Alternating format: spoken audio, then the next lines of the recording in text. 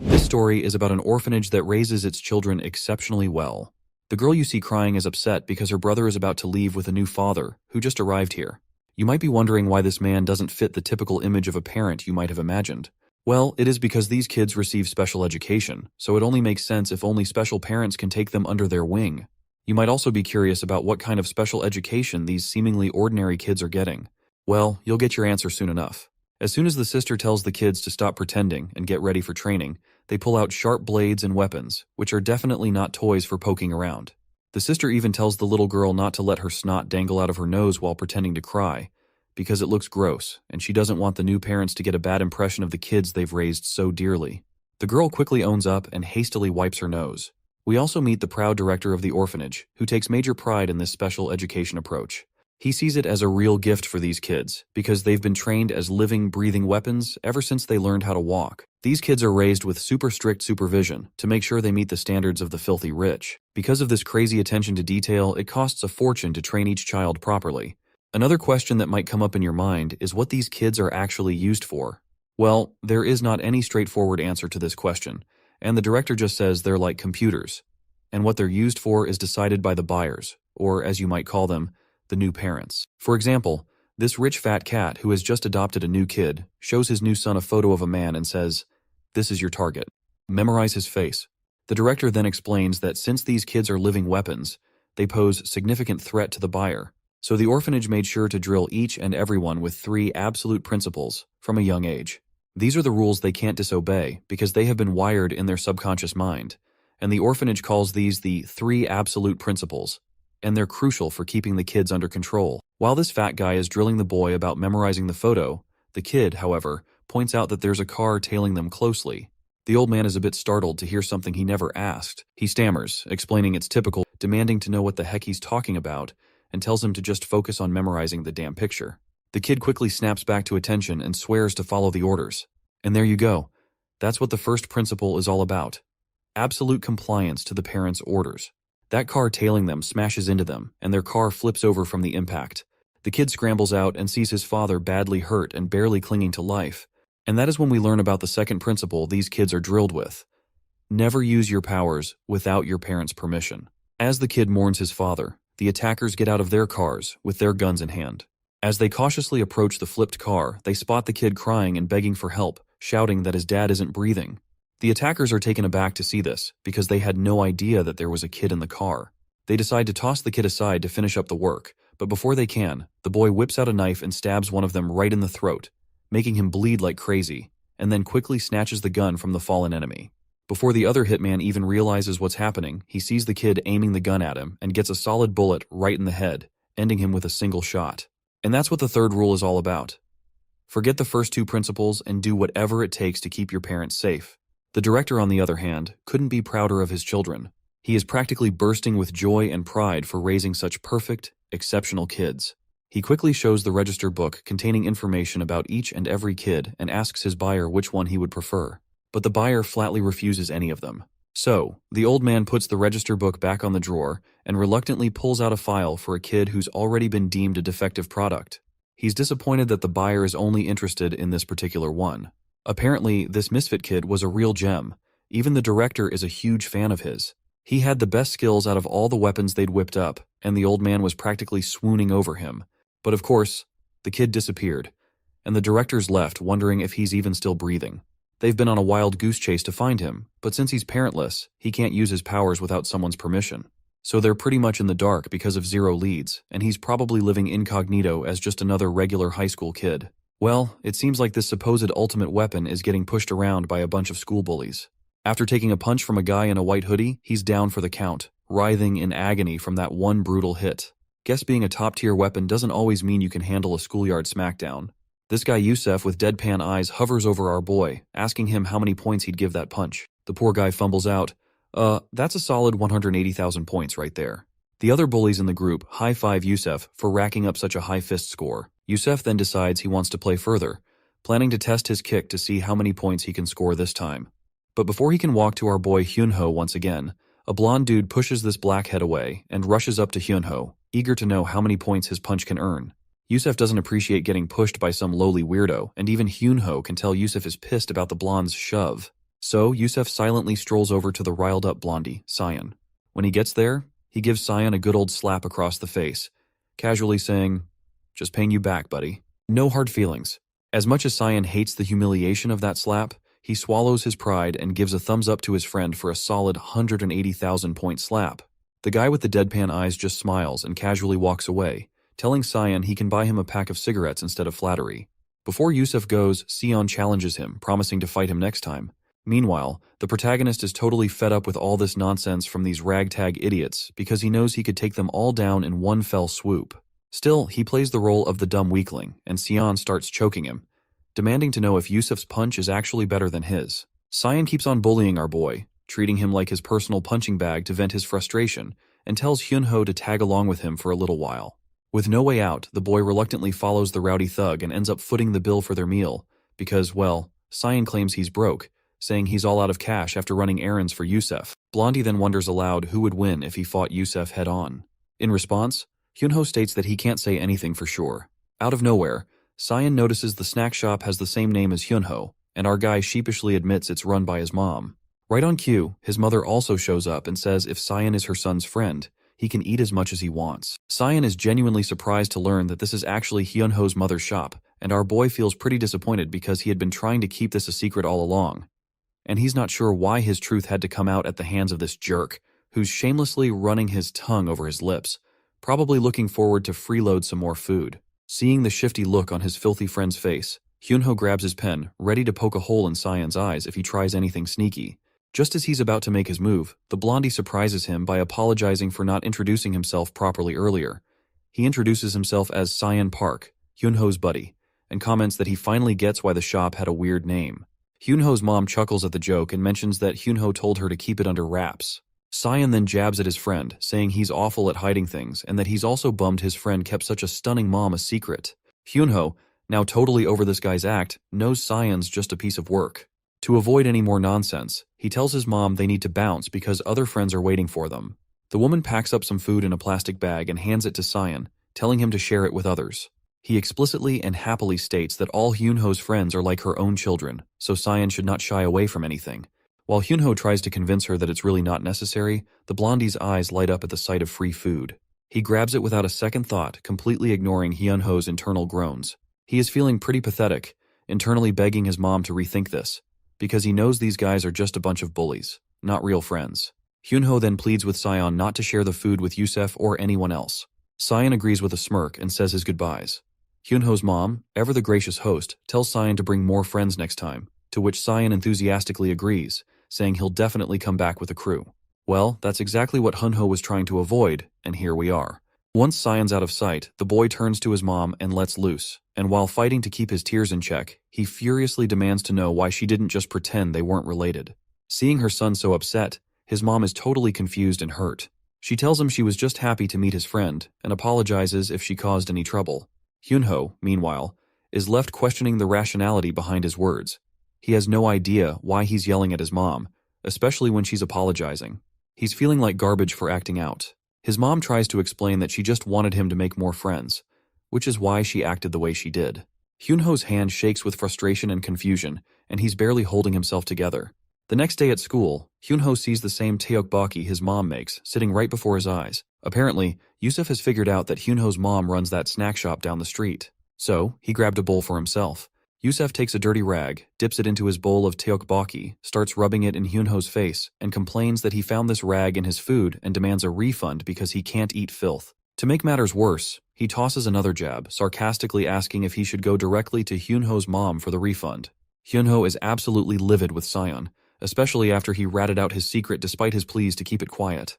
Trying to keep his cool, Hyunho responds coldly, asking if they're even considered friends. This gets under Yusef's skin, and he mocks Hyunho for throwing a tantrum over a little joke. Then, to add insult to injury, Yusef dumps the entire bowl of tteokbokki right onto Hyunho's uniform. That's the last straw. Hyunho's already got his pen in hand, and before Yusef can react, he doesn't hesitate to swing his hand to jab the pen straight into Yusef's throat. His hand stops just short of the mark, trembling as he fights to keep himself in check. Yusef, not exactly thrilled about being threatened, gets more cocky and pissed off, demanding to know what the hell Hyunho thinks he's doing. A few moments later, Cyan strolls into the classroom, only to find everyone dead silent. The place is a mess. Security guards are on the scene. The window has been shattered. Blood is splattered across the floor, and Hyunho's glasses are scattered on the ground. Looks like things have taken a serious turn, either an accident or, dare I say, an attempt of murder, attempted by Yusef. You see, just a moment ago, Hyunho was mercilessly beaten by this jerk, for about 15 minutes straight. He begged for mercy, draped in his own blood, and lost consciousness several times while writhing in pain.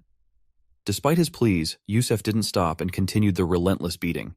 When Hyunho was completely worn out and shattered from the brutal assault, he looked outside through the nearby window and finally ended it by jumping out of it. Now, we find ourselves in an abandoned building where we encounter this disgusting creature again. With no shred of empathy, he casually puffs on his cigarette and tells his friends to confess that they were the ones who accidentally pushed Hyunho out of the window while playing around. His friends are pretty reluctant to take the blame. In fact, they refuse right away to Yusef because they don't want to get into trouble. That's when Yusef brings up a useful Korean law known as the juvenile offender law. He explains that he's no longer eligible for this because he's past the age limit, so he's asking his friends to help him out by confessing that they were the ones who pushed Hyunho out of the window. He insists that this is the only way he can avoid a trip to jail. Still, the other boys are hesitant and remind him that even if they take the blame, they'll be hit with a civil lawsuit. Yusef just shrugs it off, saying he's got that covered too. He then points out that the civil lawsuit hasn't been filed yet, and if they eliminate Hyunho's only surviving family member, his mother, there will be no one left to file the lawsuit. Yusef also brings a suitcase full of hard cash, offering 10 million won per person in exchange for their help. Once everything's figured out, they decide to pay a visit that night to the grieving mother, who's still trying to cope with the loss of her son. She's sitting in her son's room, surrounded by his things, lost in her grief. As midnight strikes, the thugs quickly put on their masks and head straight for the 5th floor. But when they try to use the elevator, they find it's out of order. So they opt for the traditional staircase. As they make their way up, they discover that the elevator is jammed because someone has intentionally wedged it with a fire extinguisher, preventing it from coming back down. Before Yusef can even figure out who might have done this, they hear a familiar voice. Apparently, Sion is sitting on the staircase, already waiting for them to arrive. Yusef quickly asks what the hell he's doing there, while the other lackey is just thrilled to see him and tells him to join them. Sion gets up from his seat, ready to dive into action, but not before asking 2 important questions. First, he wants to know how they found out about Hyunho's Taeokboki place, which was a hidden gem only he knew about. Yusef casually pulls down his mask and explains that when Sion didn't bring the cigarettes he was supposed to, Yusef followed him and saw him hanging out with the neighborhood kids. That's when he spotted Hyunho arguing with his mother. Sion realizes that it was actually because of him that these thugs found out about the place. He then moves on to his second question and tells Yusef to think carefully before answering. He wants to know why they're really here. That's when Yusef flexes his big iron pipe and tells Sion they're just here to handle things with Hyunho's mother, to keep her from filing a lawsuit and let her sleep peacefully. He's actually glad Sion's here too, because he's been getting on his nerves lately. Yusef reminds him about the push from earlier and figures out that Sion was just pretending to bully Hyunho, and in reality, he was trying to protect him the whole time. Yusef admits he was too dense to see it sooner and was itching to take care of Sion as well. With that, Sion is done with the interrogation. He picks up the fire extinguisher and Yusef doesn't hesitate to swing his giant rod. Sion quickly pulls the pin from the extinguisher, aims it at Yusef, and starts blasting him with all the bubbly gas. As their vision blurs, one of the lackeys catches a glimpse of an extinguisher heading straight for his face. Before he knows it, the red tank smacks him right on the noggin, and the impact also sends Yusef sprawling to the ground too. Sion quickly shoves his buddy off, grabs the rod again while Sion handles the other 2 lackeys. When he sees Yusef making a move, he blocks the iron rod with the extinguisher like a pro. In a flash, he ducks down and slams the extinguisher onto Yusef's feet, smashing his toes into oblivion. Sion then boots him over the stairs, sending him tumbling backward. He then starts trolling down the stairs, while casually informing Yusef that his cuneiform bone above the metatarsal is broken, and he's pretty sure this arrogant bastard won't be walking anytime soon with those messed up legs. The filthy man groans in pain, lying defenseless on the ground, and shakily asks why Sion is doing this to him. That's when Sion drops the bombshell. He explains that there are 3 principles that were drilled into his mind as a kid. First, a parent's word is absolute. Second, don't use violence without permission. As he says this, he lands a devastating punch right on the guy's head. The other lackeys on the ground are totally lost, not understanding a word of this crazy rant. It's pretty wild that we were led to think Hyunho, the whiny kid with glasses, was the main character. Turns out, Sion is actually the missing kid from the orphanage. After losing several teeth and with a broken nose, Yusef begs for forgiveness and pleads for Sion to stop. But our boy keeps going. explaining that the third principle is, if there's a threat to the parent's safety, the kid can ignore the first two rules and handle the situation however necessary to keep the parent safe. Sayan remembers Hyunho's mother saying that all of Hyunho's friends are like her own children. So, basically, she's his mother now. And if anyone threatens his mother, he's got the green light to beat them to a pulp. With a resounding bang, Sayan smashes that filthy bastard's skull, and the sound echoes through the building. The scene cuts back to the creepy orphanage, where a sister is visiting the director. She tells him there's a call from Korea. When the man asks who it is, she says it's the Baeko personnel. The old man's mind perks up as he recognizes the caller and quickly grabs the phone. The caller quickly reports that they've found the kid they've been hunting for, the legendary figure from the Dead Mansion project, codenamed Sean. Apparently, he's in Korea right now. And there you have it, the official introduction of our boy. The Orphanage, which is known as Dead Mansion, is a highly funded multinational organization that produces weapons for the rich. In the eyes of the Orphanage, he was the perfect child, and his code name is Sean Park Sion. They had us fooled in the first half, not gonna lie. I really thought the black-haired guy was the real MC. Here's the scoop on our boy's backstory. Sean was one of the children created by the Dead Mansion project. He was the pinnacle of their product they had produced so far. He was top-notch in infiltration, weapon skills, and VIP assassination. He was meant to be supplied to a top client of the Orphanage, a notorious Yakuza organization in Japan. But there was a mix-up, and instead of Japan, he ended up in Korea. The director explains that it's been 5 years since that mishap, and he had almost thought Sean was dead, so they gave up on him. But now, this guy, who looks more like a filthy rich mafia boss than a father, is thrilled they've found him. He quickly tells the sister to bring Sean back as soon as possible, by any means necessary, because he can't wait any longer. The woman, whom we've been calling Sister, lets down her black veil, revealing her dead eyes. She quickly adheres to the order, saying she will proceed with the retrieval operation immediately, and this lady in question goes by the name Rachel. As soon as she drops her act as Sister, my God, this woman looks absolutely creepy. Dressed in a tight black shiny suit, she's not holding back a single bit in flexing her big guns. She makes it clear that she will drag Sion back even if she has to take him out by force. This woman is the Dead Mansion instructor, and her specialty is still unknown. However, the director quickly tells her to simmer down because he needs Sion unharmed, and she doesn't need those guns either. The lady quickly gets embarrassed and starts picking up her robe to put it back on, muttering about how she was just getting into character. In the next scene, we see Kwon Byung-woo, Yusef's father, bowing his head to apologize to Hyunho's mother. He promises to cover all medical expenses, mental damages, and any other compensation she might need. But the woman flat out states that nothing will change with just an apology because this isn't something that can be resolved with words alone. The students nearby are startled to see this filthy rich man bowing his head like this. And Kwon Byung-woo finally lifts his head, turns around with a blank face, saying he will be taking his leave. The woman is utterly baffled by his strange behavior. In response, Kwon Byung-woo covers his face with a handkerchief and reveals that he was here to make amends. But since they can't resolve anything through discussion, he will leave because efficiency is key in all matters. He then walks forward towards his luxurious Maybach, telling the woman that he also knows other ways to sort out this mess because he's quite the expert in these matters. With those parting words, his car zooms off. He then complains to his manager about how disgustingly stingy and smelly that place was, insisting they tear it all down and build a mixed-use complex instead. The rich man then asks about Sion, or we can also call him Sean, and asks his manager if they have taken care of that kid. The manager lets him know their people are already en route and the secretary will ring them once the job's done. Kwon Byung-woo just nods and heads to Sanlim University Seongsim Hospital. Inside, we find Yusef all banged up, wrapped in bandages like a mummy. He tells his dad the kid who messed him up was no average Joe. He kept rambling about some 3 engraved principles or something. His dad raises an eyebrow, asking if this is the new trend among kids. Yusef just shakes his head, saying he hasn't a clue. Before Yusef can spill more, his dad cuts him off and gives a cold stare to the women and humbly requests the nurse to give them some alone time. Once the lady is out of the way, he slaps his son hard right over his face, just like any typical father. After slapping Yusef's face, Byung-woo lets him have it. What's really grinding his gears isn't just that his son picked a fight, bullied some kids, and caused them to jump out of a window. Nah, what's really bothering him is that Yusef didn't clean up the mess afterward, leaving a trail of evidence behind. He drills into Yusef that the basics of the job are to avoid doing things twice, meaning don't screw up and leave evidence for others to find. Byung-woo tells him to watch his father closely and learn from this chance to fix things. Meanwhile, Sean is taking a beating from a group of goons sent by Byung-woo. The leader, decked out in gloves, watches as his lackeys drag the injured boy from the ground. With a scowl, he delivers a series of stinging slaps to Sean's face, not stopping until the boy collapses from sheer exhaustion. The glasses-wearing thug, looking down at Sean with a sneer, says, "You might have taken down a few kids, but you're nothing against adults." They grab one of Sean's arms, and the burly lackey yanks it straight, holding it firm.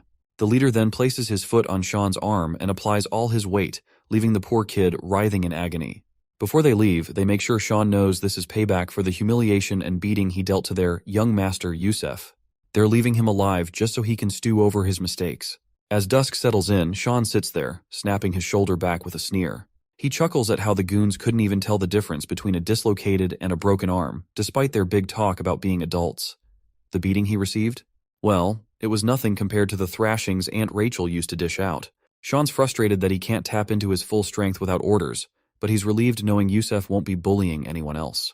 As he heads out, grumbling to himself, he runs into Hyunho's mother. She recognizes him immediately and asks, "What happened to you?" With a warm hello, Sean greets her and is soon invited to dinner. Hyunho's mother has prepared a feast, urging him to eat his fill. When Sean hears this command to eat, he dives into the food like a wild beast. He is driven by an instinct to comply with the care of someone he now sees as his parent. The mother then gently instructs Sean to drink some water, pointing out that it'll help him digest better. Sean follows her advice, downing the water with a hearty gulp and letting out a satisfied burp afterwards. He thanks her for the meal, and she smiles, happy to see him after such a long time. Sean's mood turns serious as he asks about Hyunho's condition. In response, she assures him that the surgery went smoothly and that Hyunho's doing fine. She's hopeful for his recovery, even though things are tough right now. Then, her strength seems to crumble. Her hand starts to shake, and tears flow freely. She sobs, feeling weak compared to her son and helpless as a mother. Her heartfelt wish spills out of her tongue. She wants to destroy everyone who hurt Hyunho, especially Yusef's father, and tear them all apart. Well, it looks like Sean has finally found a reason to unleash his powers at full force against those jerks. As the lady turns around to apologize for her sudden outburst, Sean's already long gone. The scene then shifts to Byung-woo Construction Company. Inside the building, the father of that nasty son raises a toast to celebrate the record profit they've racked up in the third quarter of this year. He's giving a heartfelt thanks to all his employees, saying it's all thanks to them that Byung-woo Construction has come this far. Among the crowd of employees, we spot one of the same hefty guys who had beaten up Sean earlier, and near to him stands a waiter who suspiciously looks like Sean. The waiter approaches the man and offers to pour him a drink. As soon as the man says, "Pour some," the waiter smashes the bottle right over this jerk's face. The bottle shatters, leaving the wine and glasses scattered through the air. The fatty stumbles back, trying to get himself together, and quickly goes for a counterattack. But Sean is ready. He shoves those bare glasses he was holding into the guy's hands like he's handing over a pair of gloves. Then, with a brutal swing of his leg, he kicks the jerk right in the face. Next, Sean grabs some forks and knives and hurls them at the guards with deadly precision.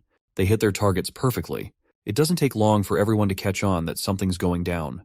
Before they can do anything, a bunch of the black-suited guys are already out, and people are screaming about a blonde kid who's causing all this mess. The mention of a blonde kid rings a bell for the company director. Meanwhile, Sean is hiding under a table, knife in hand. He zips past everyone, slicing through them like they're nothing more than cucumbers with that tiny knife of his. He's sticking to what he's been taught. A parent's words are absolute. He can't ignore the tears and pleas of the mother who wanted everyone to tear apart along with that father. So he's doing exactly what he's been told. He grabs a tablecloth and, before the ragtag crew can get close, uses it as a distraction. He throws the table right at their faces, crushing them under its weight and leaving them screaming their lungs out. Just then, a knife flies in from behind, but he ducks quickly, and the knife hits one of the black-suited guys in front instead. The one who just threw the dagger seems like the same guy with the black gloves, and he's pretty impressed with Sean's reflexes. He's also surprised to see that the arm he broke is still working. Before he can finish playing around with those gloves, Sean grabs the guy's hand and slaps him hard across the face. He expertly locks the guy's arm and snaps the bone inside, coolly telling him, "That's how you break an arm." As the cocky guy sprawls on the ground, a bullet zips past Sean's face, grazing him closely. The shooter is Byung-woo, standing on the first floor, looking disappointed for missing his shot. Sean quickly raises his hand and calls out that it's tough to hit from that distance unless you're a real pro. Byung-woo curiously asks who this kid is. He remembers that Korean kids these days are into something called crew, so he asks if Sean is part of that too. To which Sean responds that he doesn't know what the heck that crew thing means. But if Byung is asking which crew he belongs to, then he proudly states that he is with the Hyunho snack shop. The mention of Hyunho snacks rings a bell for the zombie-like dude, and promptly asks if Sean is talking about that smelly alleyway junk food place. With a sneer, the man shoves the gun barrel right between Sean's eyes and asks if the woman tipped him off to kill him. Sean smirks and says he's absolutely wrong, because all she did was tell him to tear and crush everyone. While the zombie is trying to figure out what the heck Sean is saying, my guy moves with lightning speed, knocks the gun away, and gives the guy a solid slap. That one slap was enough to scramble Byung-woo's brain, and with Sean's final punch, the dude hits the ground, and his face is a bloody mess, nose and mouth bleeding from the impact. Sean makes it clear he's not here to assist anyone, he's just following his parents' absolute commands. With that, he turns to walk away while the guy on the ground keeps ranting about how he should have taken Sean out when he had the chance, and regrets not sticking to his own motto of leaving no work unfinished. Sean grabs the gun, aims it up at the chandelier, and tells the guy to stop blabbering about pointless stuff. He fires, and the chandelier starts to fall, crashing down and crushing the man just as the mother wished for. Sean walks away, shaking his head and muttering how both the father and son are really just the same. We're back in the hospital, where the nurse asks Yusef if he's feeling any better. The arrogant guy just scoffs and asks why he'd be here if he was doing well. The nurse comments that she's heard school violence can be pretty intense these days, but she's never seen anyone as badly hurt as him before. She wonders if the kid who hit him must have been a real expert, though even for high schoolers, this is pretty extreme. As she squats down to pick up her things, we get a glimpse of her giant ass. Man, we already know that the Russians are thick as hell, but this is something next level. She then grabs the injection and asks Yusef what he was discussing with his father earlier about some 3 principles. Noticing the weird color of the injection, Yusef questions what the heck she's injecting him with. Rachel then pulls out her mask and reassures him not to worry, saying that as long as she only uses half, he won't die. It looks like she's finally here to take our guy, and she starts pressing against his chest, grilling him about those 3 absolute principles he mentioned. The guy gets genuinely scared by her death glare and tells her to just get the hell out. That's when Rachel pulls off her fake hair and stops playing games. She straightforwardly demands he reveal the name of the kid who messed him up like that. We also find out her specialties, which are disguise, infiltration, interrogation, and of course, torture. Shortly after, Rachel calls the director when she arrives at Byung-woo's company. She tells him that the boy apparently used his powers. The director is shocked by this news, and Rachel further explains that she rushed to the spot where Sean was last reported. But by the time she got there, he was already gone. The place was a mess, with people badly injured, something only Sean's powers could have caused. The director is confused, saying he has no idea what's going on, because in the history of the Dead Mansion, no one has gone against the absolute 3 principles. The old man walks over to a cupboard, and as he opens it, a deluge of books spills out. He remarks that if Sean is ignoring the absolute 3 principles, it's no ordinary matter anymore. The weapons the Dead Mansion sold off could bypass these principles and target the Dead Mansion itself. He instructs her that her mission has changed, and she must ensure that if Sean is disregarding the principles, she'll need to take action. To which Rachel quickly agrees, and the director also mentions that if she needs support in Korea, she can contact the Baeko personnel there. Just then, 2 men show up right on cue. They're pretty amazed that a single high schooler managed to take them all down. Rachel hangs up, and one of the guys, particularly the fat one, looks a bit freaked out by her appearance and wonders if kids nowadays really dress like that. His buddy explains that she's Russian and that some people are pretty open-minded, adding that even his own wife is open-minded. The next day, we're back at school, and it looks like Rachel has taken on the fake role of a teacher at the school where Sean is studying. She's here to dig deeper into what Sean's up to, and just thinking about it gets her all worked up. She's excited to see how he's grown up. Back in the day, Sean was her favorite student. He absorbed everything she taught him like a sponge. So, she's really looking forward to seeing him again. When she arrives outside the classroom, she spots Sean.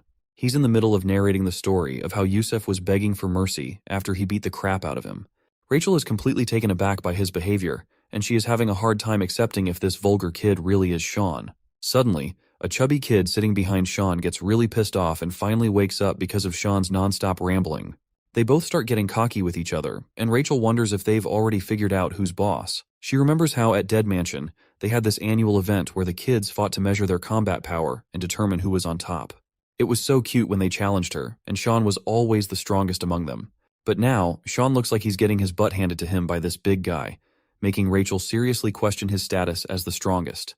The chubby kid keeps kicking and thrashing Sean like he's just a sack of potatoes, and Sean just takes the beating head on. Rachel's face quickly shifts to a blank poker face, watching this once mighty kid get pummeled like a fool. After a bit of watching, Rachel starts to figure out that Sean probably didn't use his powers because he's hiding his true identity. This makes her think he might still be under the control of the 3 principles, but she's not entirely sure and wants to keep an eye on him. She can see his sharp, sophisticated eyes.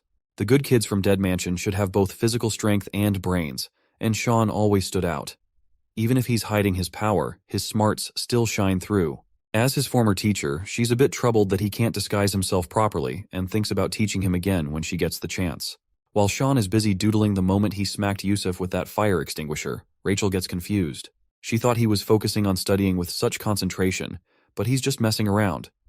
So, she gives him a heavy book slam right on his head. In the bathroom, Rachel sits with her head spinning in confusion. She's sure Sean can't possibly be this foolish and starts to think maybe this is someone else who just looks like him. It's hard for her to accept that he might really be this clueless. She decides to change her plans. It's no longer just about the three principals, now she needs to figure out if this guy is really codenamed Sean. After class, Sean's head is throbbing. He remembers the teacher usually doesn't hit that hard.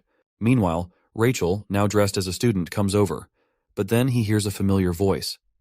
After turning around, he sees Hyunho's mother standing there. She's relieved to see him, especially since her bags are weighing her down, and she tells him to please carry them for her. Sean quickly proceeds to carry the bags as commanded. When they hit the snack shop, Sean devours his food like a wild animal. The mother tells him to slow down, and he quietly takes her advice. Rachel starts piecing things together. She figures out that Yusuf is the one who knocked out this woman's son, but she's still not sure about Sean's connection to them. After seeing him eat like this, she's fuming that Sean is just as vulgar as she suspected and is itching to tear this Sean imposter apart. As soon as Rachel takes a bite of her food, she gets a chill and her tongue practically hangs out. She asks for some water after just one bite of the insanely spicy dish. The woman quickly hands over the water and asks if she can't handle the heat. Rachel is stunned, wondering how these folks can torture themselves with such fiery food. She is pretty sure these Koreans are out to assassinate her with this much heat. Sean then tells her to slow down, saying she's being clumsy. That's it. Her frustration has hit the roof, and she vows to take this jerk down. Speaking of spice, she remembers Sean couldn't handle it either. If this guy is really Sean, he should be struggling with all this heat, just like he did back in Russia. She watches his trembling hand, thinking he's having a tough time. But instead, he's giving thumbs up after thumbs up to the lady, raving about how delicious the food is. The woman is happy and keeps feeding him. Rachel realizes he's actually handling all that spice like a pro. She is confused, wondering why he's chowing down on this fiery food like a fool instead of refuting to eating it. Rachel then remembers that Sean helped this woman carry bags with just her one command, and now he's eating without refusing her and helping her with everything she asks for, as if he's following her every command. Seems like she's finally pieced it together. He also would not have killed all those people so skillfully without any commands, and she's sure he was ordered to destroy the Byung-woo construction purposefully. The only person who seems likely to give such orders is the woman he's with. After connecting the dots, Rachel decides to test her theory to see if this woman is really the one commanding Sean. She pays the bill for her food, and while the mother turns to grab some spare change, Rachel sees her chance. She grabs a chopstick and throws it toward the woman. Just as she hoped, Sean leaps from his seat, intercepts the chopstick midair, and grabs the woman by her face. The stool nearby tips over as they quickly vanish. When the mother turns around, both of them are gone. When we finally see them, Rachel can't contain her excitement after realizing that it's definitely Sean. On the other hand, it does not take long for our boy to figure out who she is, telling her to drop the act and stop tailing him like that. Rachel greets him officially and asks why he's hanging out with that woman and why he is following her orders like she's his mom. She is sure that there's no way a rundown snack shop owner could be connected to a top kid from Dead Mansion. Sean stays tight-lipped, so Rachel decides to take action. She grabs his hand, launches him into the air, and slams him down to the ground like a sack of potatoes. I can tell the impact was pretty rough, judging by his groans of pain. Rachel then tells him to stop messing around. It's time for him to get back to the orphanage, because there's a whole line of clients waiting for him. Suddenly, Sean's mind flashes back to the painful memories which had been buried in his mind.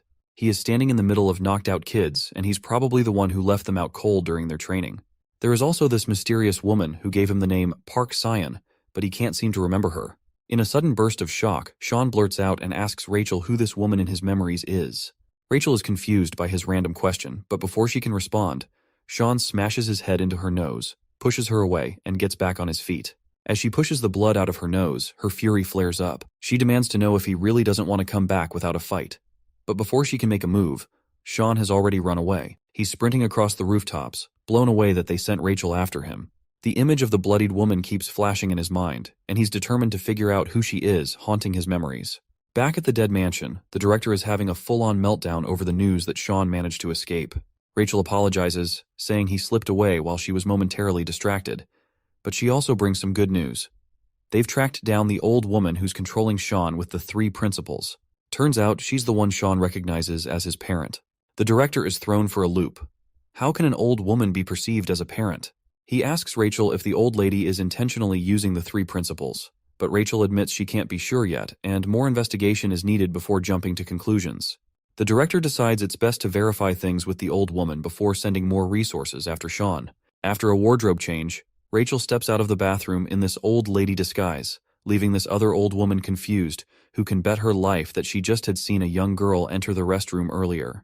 Meanwhile, the director is busy explaining to us that there are only 2 ways to retrieve a good child from their parents, and we'll learn about the first method soon enough. Back with Hyunho's mother, she is taken aback by the appearance of this elegant old lady.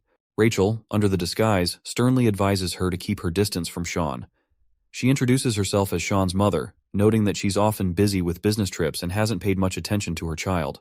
Now she's all dramatic about how it breaks her heart that Sean's been eating such awful spicy food.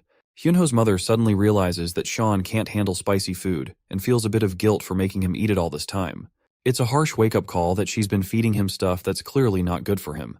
Rachel is grinning inside, thrilled that this old hag is finally feeling some guilt. This is exactly the kind of reaction she was hoping for. You see, by getting the parent to voluntarily give up custody of the child is the first way to take a child back from the parent. And this is what Rachel is trying to achieve. So, she keeps her smooth talk, saying she understands that Sean listens to Hyunho's mother. So, Rachel tells her that when Sean comes back to eat here, she should sternly tell him never to return and go back home. It's a dirty play on Rachel's part, but it's all part of the plan. If Hyunho's mother tells Sean to go home, he'll take it as an order and head straight back to the dead mansion. Rachel starts to leave, but Hyunho's mother surprises everyone by refusing to say what Rachel suggested. Looks like Rachel's plan isn't going as smoothly as she hoped. Hyunho's mother speaks up, and it's a gut punch to Rachel's plan. She asks Rachel if she's even paid attention to her own son. She reveals that Sean is always covered in filth and dirt, and whenever she asks him about it, he just always says he fell. At first, she used to think he was just being a rebellious kid, but now it breaks her heart.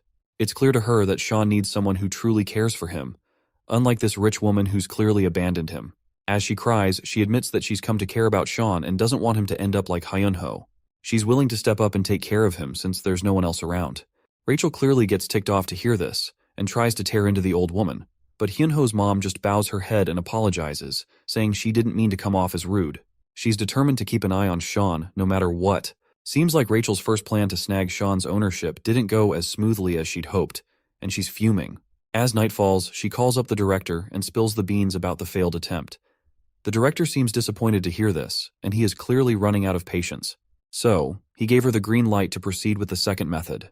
Rachel, now fully on board with this plan, eagerly agrees and looks forward to putting it into action. With a determined look, she sheds her garments to reveal a more wild side of herself, signaling that things are about to get serious. It turns out that, upon the death of the parent, the child reverts to the ownership of the dead mansion. So, her new target is Hyunho's mother. The scene shifts to outside a mart, where Hyunho's mother is seen shopping for groceries for her shop. And we can also see Rachel lurking in the shadows. She waits for the perfect moment, her finger poised over the detonate button of a bomb. When she decides it's time, she presses it, and the explosion rips through the air. The fire alarms blare and sprinklers kick on, dousing everything in water. But the blast wasn't aimed at Hyunho's mom, because it was merely a diversion. As Rachel's gun comes into view, she takes her aim. Just as she pulls the trigger, Sean swoops in, wielding a pan like a makeshift shield, and the bullet ricochets off his impromptu defense. Sean's face is etched with annoyance, while Rachel appears to be having the time of her life. Sean is amazed to see that the bullet-blocking move he picked up from a game actually worked in real life. He then drops the pan and strides toward Rachel, looking clearly annoyed by her actions. Like, he already knew that she would do something like this, but he reminds her that involving guns and bombs into the mix is just way too much. Rachel just smirks, her gun still aimed at the mother. Sean reacts quickly and shoves the shelf she was hiding behind. But the girl quickly bolts away before that shelf crashes over her. He then takes her by surprise and quickly disarms her with just one kick at her hand. But this girl is not messing around, and she quickly pulls out a dagger and swings at him, slashing his belly. Blood splatters to the ground, or so it seems. In reality, it was just a tomato ketchup tin our boy was holding that got punctured in the process. Sean tosses the ketchup tin away, making her lose her last weapon. He quickly tries to smash her with his knee, but she ducks and shoves his feet, sending him crashing into the shelves. She then asks him if he seriously thinks he can take her teacher down like this. She says she wanted to bring him back unharmed, but it looks like that's not an option anymore. Meanwhile, the mother is still trying to figure out what's going on. And that's when she spots a little kid stuck in the chaos, crying his eyes out. Amid all the commotion, he's sobbing for his mom. The woman rushes over, asking if he's hurt. The tearful kid just says he wants to go back to his mom. He asks her to help him get out of there, but it turns out this little punk is holding a sharp knife. No surprise if he's one of those specially trained kids here to assist Rachel to assassinate her. Back to the senior-junior showdown. She pulls out another knife and tries to hit him, but he jumps out of the way. She goes for another slash, but he ducks and avoids her. He grabs her hand, and she tells him to stop resisting because they're just trying to free him from everyone's control. Just then, he gets momentarily distracted, and Rachel seizes the moment. She pulls her hand free and swings her dagger at his face, slicing his cheek with deadly accuracy. He stumbles but quickly gets his footing.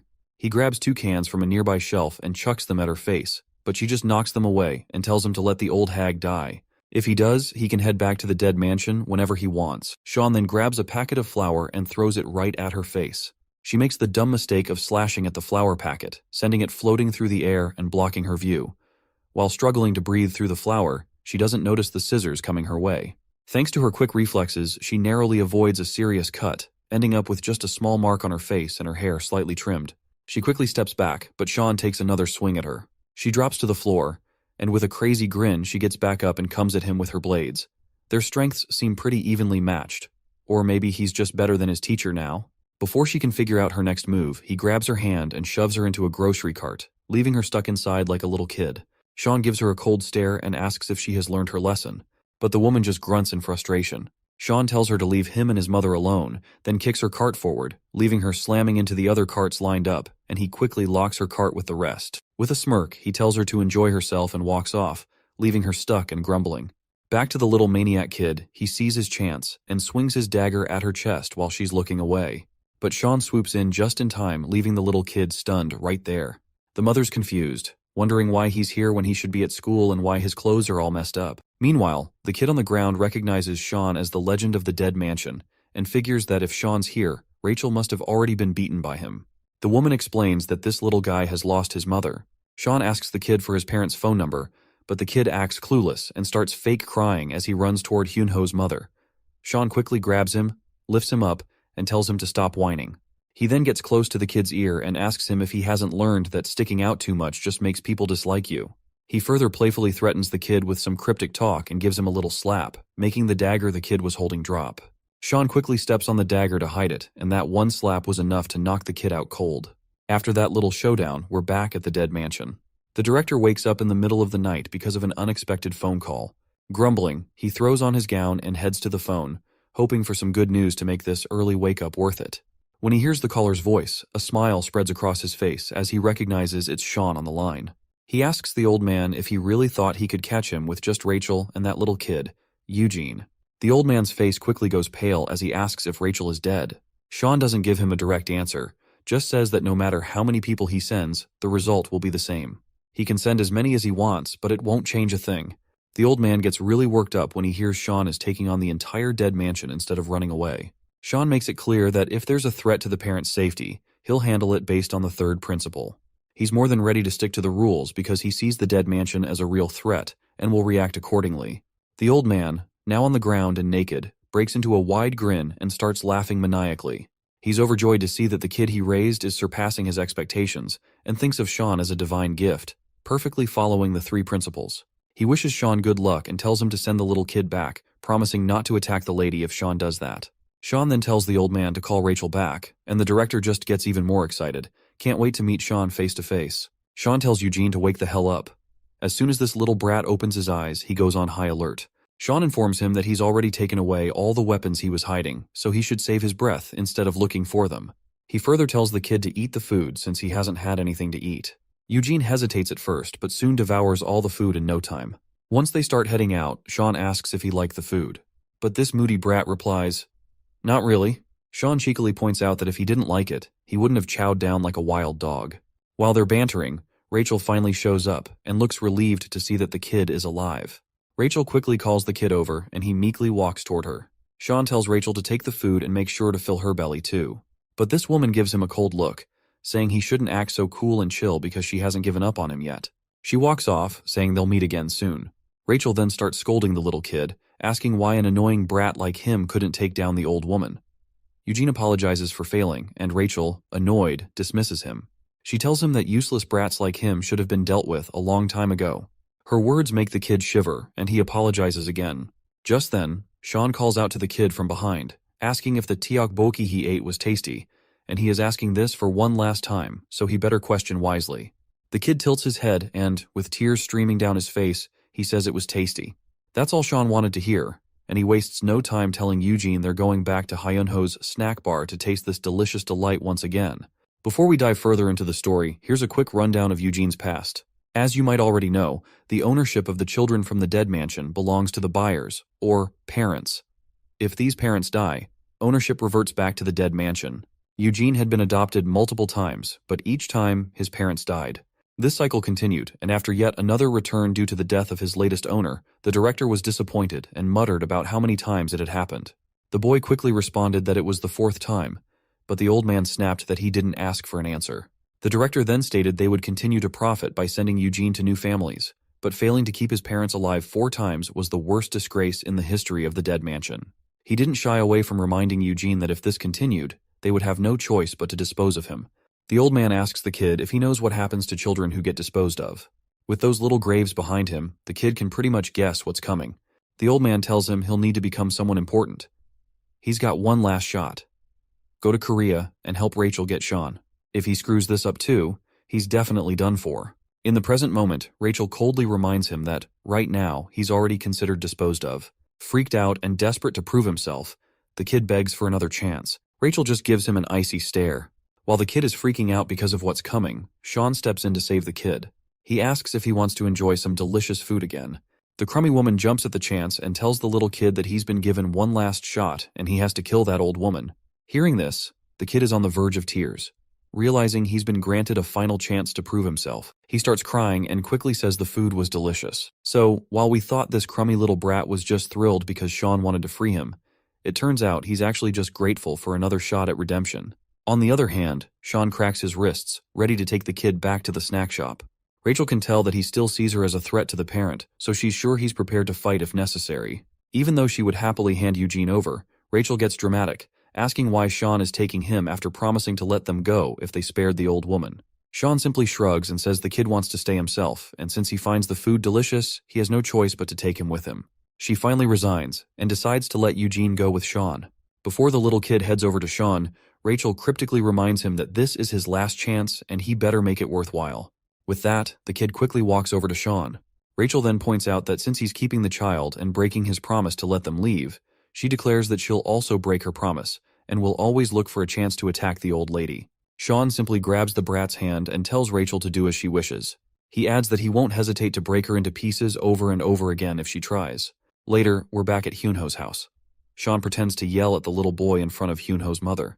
The woman quickly tells him to calm down and reminds him that he's the one who decided to look after the kid for the day. The boy admits it, but adds he doesn't want any more freeloaders crashing at her place for free food. The woman says she's perfectly fine with that.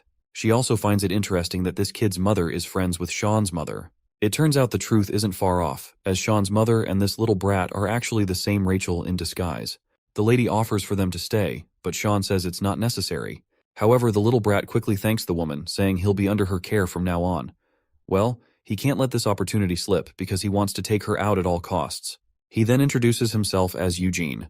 Meanwhile, Sean is feeling a bit overwhelmed, as this is his first time at Hyunho's house. Sean asks if the room over there belongs to Hyunho, and she says it does. He asks if he can go inside, and the mother gives him the go-ahead.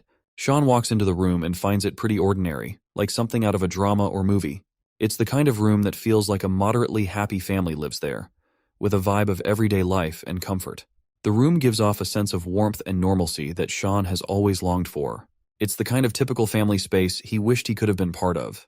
He thinks Hyunho should have been here, living a happy, normal life, rather than being caught up in all the chaos. Once the brat finishes his meal, he thanks the lady and compliments her, saying everything was perfect, especially the omelet. The woman is pleased with the compliment.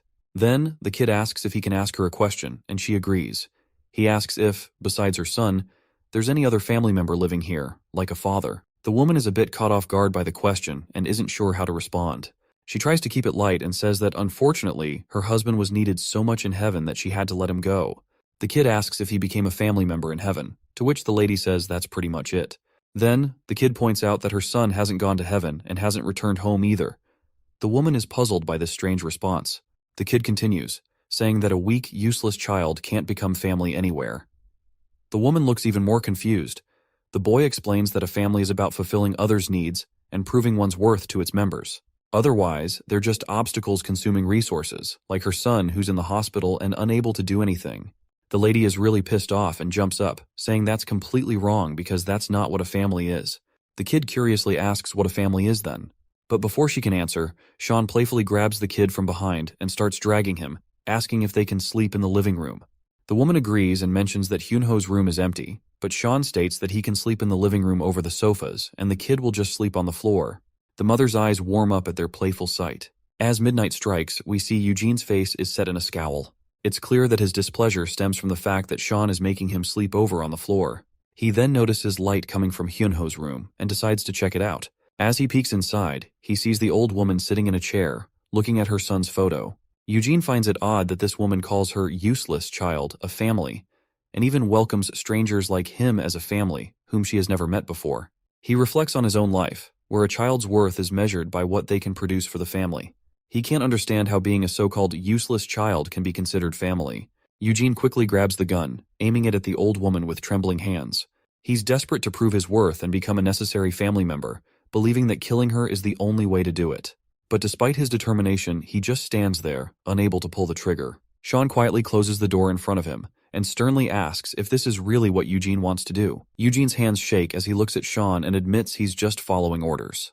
He then quickly turns the gun on our boy, telling him not to interfere. As he pulls the trigger, no bullet fires. Seeing this, Eugene looks puzzled, wondering why the gun is empty. Sean then scatters all those bullets down on the ground and reveals that he had already taken all the bullets away while Eugene was sleeping. He also knows that Rachel was the one who gave him the gun. Sean gives this brat death glares and extends his hand to grab the gun, pointing out that it's a 15-round 9mm parabellum that weighs 112.5 grams. He says the kid should have noticed the magazine was empty when he held the gun, and reminds him he's still just an amateur. Annoyed by the remark, the brat grabs his blade and tries to swing it at Sean. But he ends up pinned to the door by Sean, and as he turns the handle, the door swings open, sending them both crashing into the room. The little one quickly gets to his feet. Fortunately, the mother is still asleep at her desk and hasn't noticed the commotion. Sean gestures to the brat to keep quiet. But the little brat sees an opportunity and rushes forward. Sean quickly grabs that tie nearby, traps Eugene's feet with it, and makes him fall. But the kid manages to swing his blade and cut the tie almost immediately. Sean tells the kid to be a good little boy, but the kid's too stubborn. He leaps at Sean, trying to slash him with his tiny daggers. They go at it like two hyper ninjas, and it's clear Sean's holding back. This just makes Eugene even more furious, and he swings his dagger again, insisting Sean face him properly. Sean agrees, and before Eugene knows it, Sean has taken the dagger from his hand. The brat, frustrated, throws his other dagger at the lady, but Sean deflects it easily. He then pushes Eugene's feet against his own, causing him to fall. To keep the noise down, Sean quickly grabs the kid by his shirt before he hits the ground. Sean tells him with a smirk that he hasn't even started, and yet the brat is already down. But the little one just smiles in response, thrilled to be fighting the legendary figure from the dead mansion. Just as Sean is holding him, the mother slams a book over his head with a fury that could only come from the most dangerous person on the planet. She's absolutely livid that Sean is picking a fight with a little kid. Our boy quickly tries to reassure the angry mother that this isn't what it looks like. Meanwhile, the little brat grabs the dagger from the ground, seizing the opportunity to strike. Sean gives him a death glare and tells him to stop. Then, Sean quickly grabs the little one by the shoulders, reassuring the mother that they're just buddies having a morning exercise session and that the dagger is just a toy. Seems like this little one is still fixated on killing the woman, but realizes he won't get any chance while Sean is around, so he starts to think of a sneakier approach to get the job done. The lady turns to Eugene and tells him he shouldn't pick fights with his big brother because they're all one family under one roof. The word family catches Eugene off guard again, and he gets somber, finally asking why he's being considered part of this family. Sean quickly reminds him that they eat together and sleep under the same roof. The woman agrees and pats Eugene, saying that since he's living here, he's already part of the family. Just then, someone knocks on the door, calling out to see if anyone is inside. The mother goes to answer and, upon opening the door, finds a young high school girl. Well, or should I say, Rachel in disguise. Anyway, she greets the lady as Mother, apologizes for arriving so early, and introduces herself as Marie, Eugene's older sister. Rachel, in her Marie disguise, thanks the mother for taking care of Eugene. Sean peeks over and asks who's at the door. The mother tells him Eugene's sister has arrived to pick him up. Sean recognizes who this sister really is, so he steps outside to greet her. He asks Rachel what brings her here, and she simply says she's here to pick Eugene up. Rachel drops the little sister act and cheekily explains that she's there to take the boy back for the woman's safety. As agreed, Sean then asks if she's the one who ordered Eugene to kill the mother. Rachel leans in and whispers that it was just a temporary order from her, and there's nothing to worry about. Sean tells her, first of all, to put away the knives she's hiding before saying that. She tells our boy not to worry and reassures him that as long as he cooperates, there's nothing to fear. Sean is a bit creeped out by how casually she's threatening him and asks what happens if he doesn't cooperate. Suddenly, Eugene bursts out with a big smile, asking why his sister took so long to get here. He hugs her right away, and she's all dramatic, showing her happiness at seeing him. But while she's being all cheerful, she quietly reminds Eugene that he's failed again and that the director will be pretty disappointed. Eugene snaps at her, asking if she's playing dumb or something. He explains that he hasn't ditched his mission, he's just trying to blend in with these people as family before making his move against the woman. He reminds her that the mother is guarded by the legendary hand of the dead mansion. He might look like an unattractive dumb monkey, but he's no ordinary Joe. In fact, he has fought Sean many times and failed miserably each time. Rachel agrees, saying he really does look like a kind of fool monkey. She apologizes for messing up his operation, but reassures him there's nothing to worry about right now.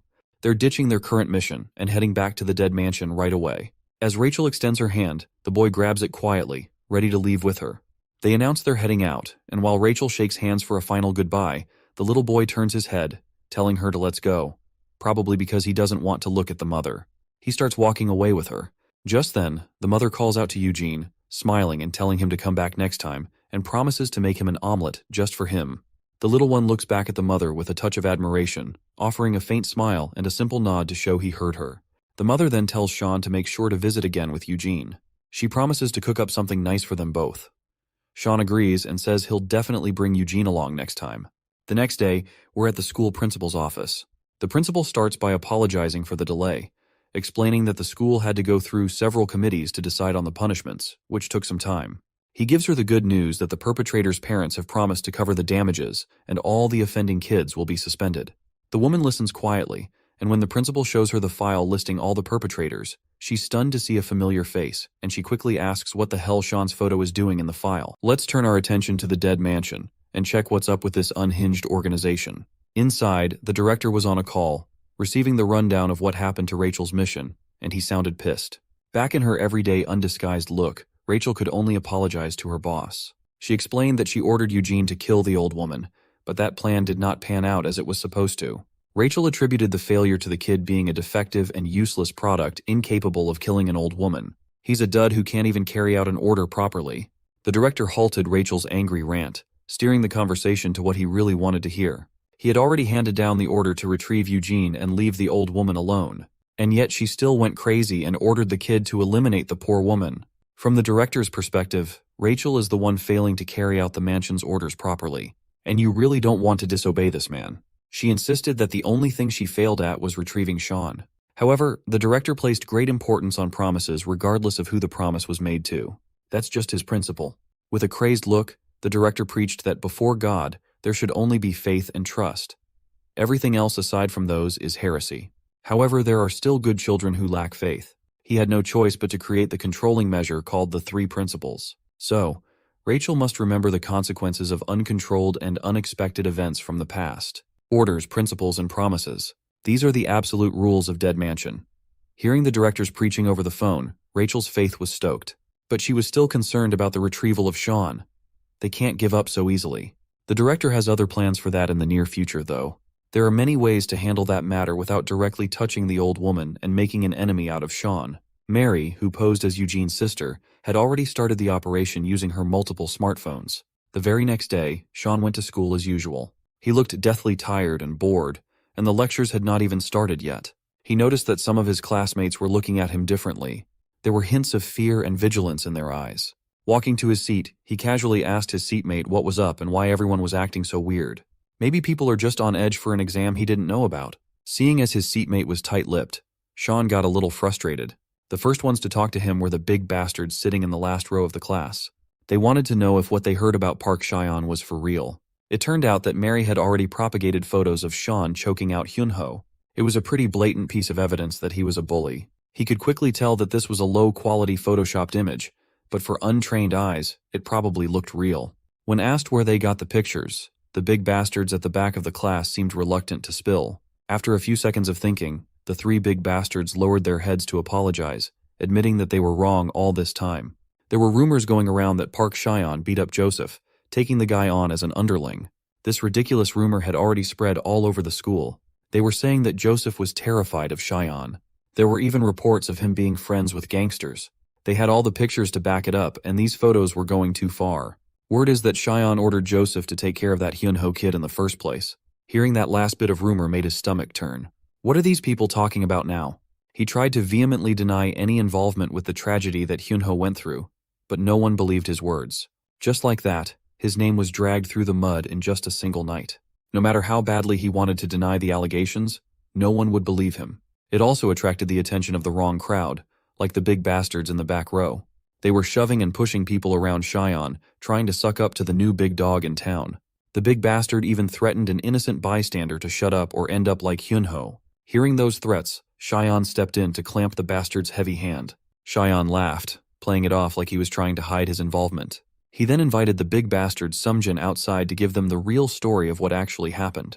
The other classmates were visibly fearful and disgusted by his words and demeanor. But this was the only way he could control the situation. Dead Mansion is really putting him through social torture. He let all the thugs out of the room with the same lackadaisical attitude he always had. As soon as they got far enough, the classroom erupted with muted discussions regarding Park Chyan's behavior. With the attack on his image underway, Chyan had to skip today's classes to dig for more information. He hung out with a bunch of thugs behind the school grounds. He found out that everybody received the photoshopped pictures in the group chat earlier this morning before school. The account just shared the photo, stirred the pot with a few words, and left. Of course, the highest names on the suspect list were those persistent Dead Mansion people. He still can't pinpoint their endgame with this plan, though. For now, he'll play along, acting like he just wanted to lead a quiet school life. But the cat's out of the bag now. He even mentioned transferring to another school again. His mood darkened as he told the big bastards that he wanted to graduate without trouble. He doesn't want to get caught up in pranks like this. He's way past the point of troubling himself with childish problems. He has his hands full with the world of adults. So he tasked the big body bastards to make sure that this matter didn't spread any further. Calling them his crew, keeping this quiet was their first job. Hearing Chyan order them around, calling them a crew, made these big boys blush like schoolgirls. While he was receiving their praise, a familiar figure just happened to pass by the dark alleyway. It was none other than Hyunho's mom. She just saw Chyan interacting with what looked like a bad crowd. This brings us back to the principal's office, where she was trying to deny that Chyan was involved in her son's case. She firmly believed that Chyan and Hyunho were friends, and there must have been some kind of misunderstanding along the way.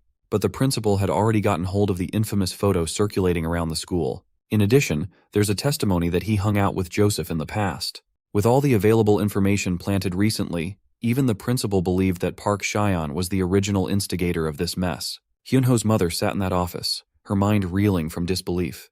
The principal added that contacting Chyan's parents was impossible. They seemed to think that the kid didn't receive a proper family education. As an educator, the principal knew far too many cases where a child such as Chyan could easily go astray. Humbly wiping his sweaty face, the principal urged the old lady to stop trusting the kid so much.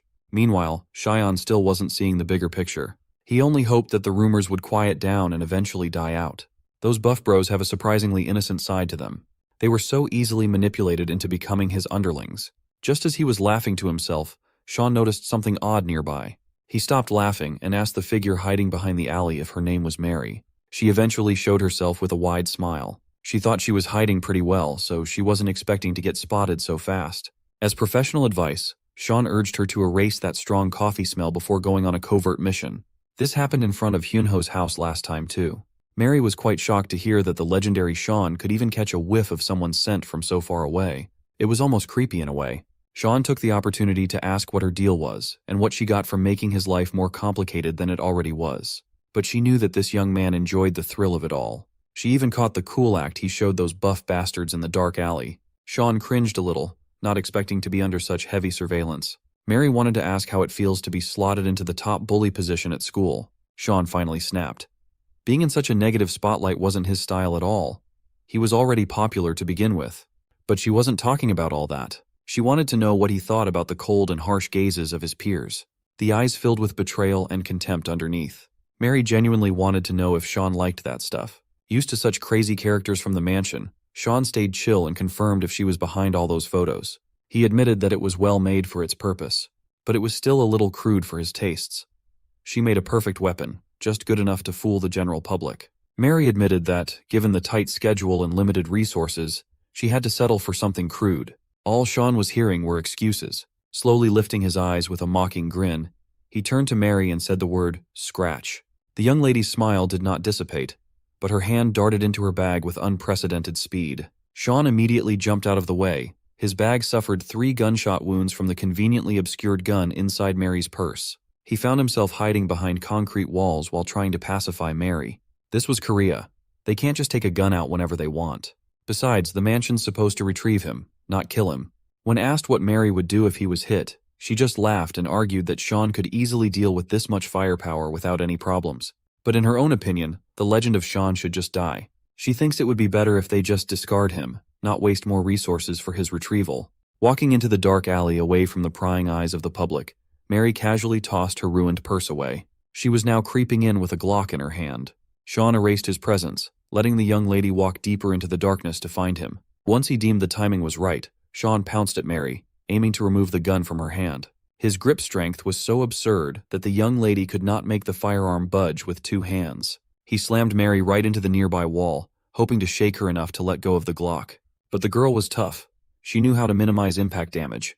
More importantly, she knew how to retaliate. Lifting her legs, Mary drew a hidden blade from under her skirt. It was just a tiny knife between her knuckles, but the experience she had wielding such a sneaky weapon made her deadly. Sean immediately protected his vital areas, but he was forced to take Mary's sudden attack. His eyes were as clear as they could be. While moving with zero wasted motion, he asked if this was all she had. Maybe Dead Mansion is really dead now if this is their best.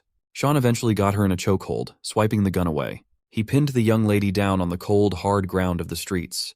Keeping her in place with one hand and balling his fist with the other, Mary must have never expected to go down so quickly. Instead of despair, she rolled over with a sly smile on her face. When it came to the matter of being defeated, Mary would like to beg to differ.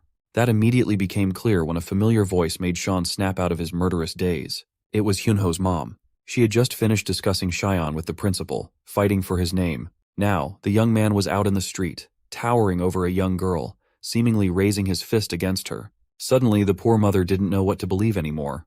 This polite young man was supposed to be her son's friend, so why was he behaving like a thug? Mary might be the one lying down on the floor, but she had the smile of someone very pleased with herself. Hyunho's mom finally asked Park Cheyenne if it really was him who hurt her son. Cheyenne immediately sobered up, realizing what his position might look like to those who didn't have the assassination context. Mary was not going to let him get another word of explanation in, though. The young lady played up her distress, getting up from the ground and crying while pleading for Hyunho's mother. Given that they were partly acquainted with one another, the mom asked what exactly was going on with Mary and Cheyenne. No matter how much he tried to discredit her words, he was unable to do so. When the mom yelled at him, calling his full name, Cheyenne was stunned. His obedience made it impossible to go against her words. When she ordered him to stay right where he was standing, he had no other choice but to follow. So, he did not dare move another inch. Balling his fist in frustration, he recalled the 3 principles. A parent's command was absolute. Mary then started pouring toxic ideas into the mom's ears. On that day, when she got Eugene back home, the kid's body was covered in bruises, and they wouldn't talk about the injuries. According to Mary, the kid kept insisting that brother Cheyenne had done it. Recalling that time when she caught Cheyenne wrestling with the kid as Cheyenne made an excuse that they were just doing some morning exercises, it wasn't hard for Hyunho's mom to connect the dots. There was also the principal's assessment and the testimony regarding Cheyenne's link with Joseph. Mary continued that she just wanted to ask Cheyenne about what really happened, only for the young man to lash out and hit her in the process. Cheyenne naturally denied these allegations as much as he could. The dubious Mary was laughing at him on the inside. They might not be allowed to touch Sean's new mother, but there are plenty of ways to get to him without the threat of violence. Sean tried his best to appeal to the mom. He asserted that Mary was a liar, and all it got him was a crisp slap on the face. Sean was speechless. His mom had just laid her hands on him. According to the principles, all Dead Mansion has to do is make the current parent give up on Sean herself. Right now, that's precisely what she was doing. As the upset old lady continued to express her disappointment and anger, Sean feared for her following words. Finally, she told him to never come back ever again. That was the final nail in the coffin. Everything went as Mary had planned. She was quite a genius. As she was about to get into the next phase of her plans, a familiar disguised face made itself known. Her stride was broad and powerful. She commanded an air of confidence and control. It was none other than Sister Rachel in her mommy disguise. It was time for her to swoop in and play the role of the disgruntled parent of a troublemaking child. Lifting her glasses, she sounded like an exhausted mother who couldn't handle the antics of a hopeless child. When she told Cheyenne that it was about time to go home now, the young man was visibly shaken. He did not want to return. Back in the dead mansion, the director flashed his disgusting grin, showing his bejeweled teeth. On the phone, he had just received updates regarding the success of Sean's retrieval. He praised Mary for such an excellent job. The perv was so excited at the prospect of his greatest weapon coming back that he lost all strength in his knees. He kneeled before a painting of the Lord and thanked the heavens for answering his prayers. The director attributed all the success to Mary and her twisted ideas. She made a truly befitting resolution as Dead Mansion's most excellent strategist. Acting modest despite all the praise, Mary insisted that she just did what the director wished for, and she would continue doing so. When the old perv started going on and on about how the legend of Dead Mansion was finally going home, that Sean was finally joining their ranks again, Mary's mood took a turn for the worse. Her next orders were to return as quickly as possible, and she accepted the task without a fuss. On the other side of the room were Sister Rachel and the parentless weapon, Sean. They were busy eating pizza, ice cream, spicy noodles, and all kinds of good food. Rachel commented on how similar their tastes were when it came to food, knowing full well that Sean was just eating whatever she ordered him to eat. On second look, this demonic nun was actually forcing him to eat pineapple pizza with a side of mint ice cream. This was worse than torture, if you ask me. This was Rachel's way of making sure that Sean severed his connection with that accidental parent. Just like before, she had complete control over the young man's actions. She was sure that Dead Mansion could finally regain ownership over their star. Meanwhile, Sean was practically begging for milk to counteract the heat lingering in his mouth. While busy with the torturous dinner, a man sitting in a wheelchair arrives to check on Rachel and her mission of capturing Sean. It turned out to be Joseph's psychopathic dad, Kwon Byung-woo. He was also the one backing up Dead Mansion by providing Sister Rachel's accommodations and resources. When asked, she replied that the most expensive penthouse in the area they were being housed in was passable. It was not too bad. Sean reckoned that the voice of that vegetable sounded familiar. The psycho wasn't bothered by all the nonsense. All he cared about was catching the damned brat that put him in the chair. He would gladly spend any amount of money to make it happen. Realizing who this psycho was, Sean snapped out of his spicy noodle drunkenness and stood up from his seat. He teased that the psycho must be trying out cosplay or something with all the bandages and the wheelchair. This naturally pissed off Joseph's father. This encounter could have escalated out of control if it had not been for Sister Rachel to step in with authority. Pulling out a mini Uzi from God knows where, she pointed its muzzle at the wheelchair-bound psycho. She asserted that, as discussed, Dead Mansion would take custody of Sean and no one else. In return, the organization would not touch Joseph. That was the condition of their deal. The psycho turned around and assured her that he was clear on the details. This was just business after all. Before heading out, the psycho added that Sean was not the only one he was seeking revenge on. Since this didn't concern her at all, Sister Rachel gave the psycho the green light to handle his revenge against other people as he wished. Sitting in front of Sean, Rachel teased that if the psycho guy went on to kill Hyunho's mom as revenge, the Dead Mansion wouldn't lift a finger to retaliate. Sure, the organization promised not to touch the old woman, but they never agreed to a protection mission either. Realizing that Hyunho's mom might be in grave danger without any sort of protection, something inside Sean was spurred on. He imagined what she must be doing right now. She would be diligently preparing all those delicious snacks to sell. A customer approached the stall and promptly ordered one of her famous rice cakes. The customer even added a few more fried snacks too. Just as Sean was thinking about her, she was also thinking about the kid. She saw a child eager to make her feel better in the toughest time of her life. The customer interrupted her thoughts by adding some delicious-looking kimbap to his order. She just could not shake the thoughts of that sweet young man away. Why would there be pictures of him seemingly messing with Hyunho? Believing all the shady information around, she tried to convince herself that the young man was just a bad child. He was a thug who put her son in the hospital. Distracted by everything going on inside her mind, the old lady accidentally cut her finger. She dropped the knife on the floor as the shock of being wounded made her curl in pain. Seeing this, the customer hurriedly entered the kitchen to see if she was okay, as he could see a lot of bleeding. The mother kept insisting that she was okay. With tears in her eyes, she assured the customer and herself that it would stop soon. Mr. Customer calmed down upon hearing that.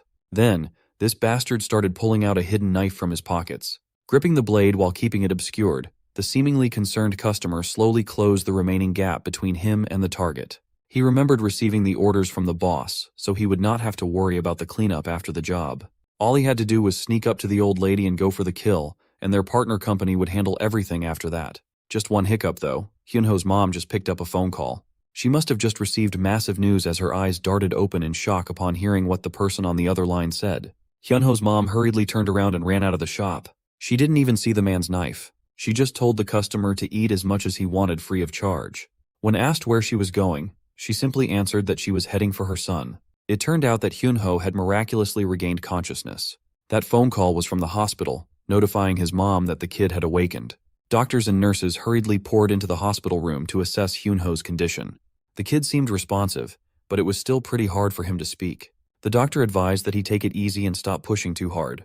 When asked if he remembered anything before getting hurt, the young man stared at the ceiling and solemnly answered that he did.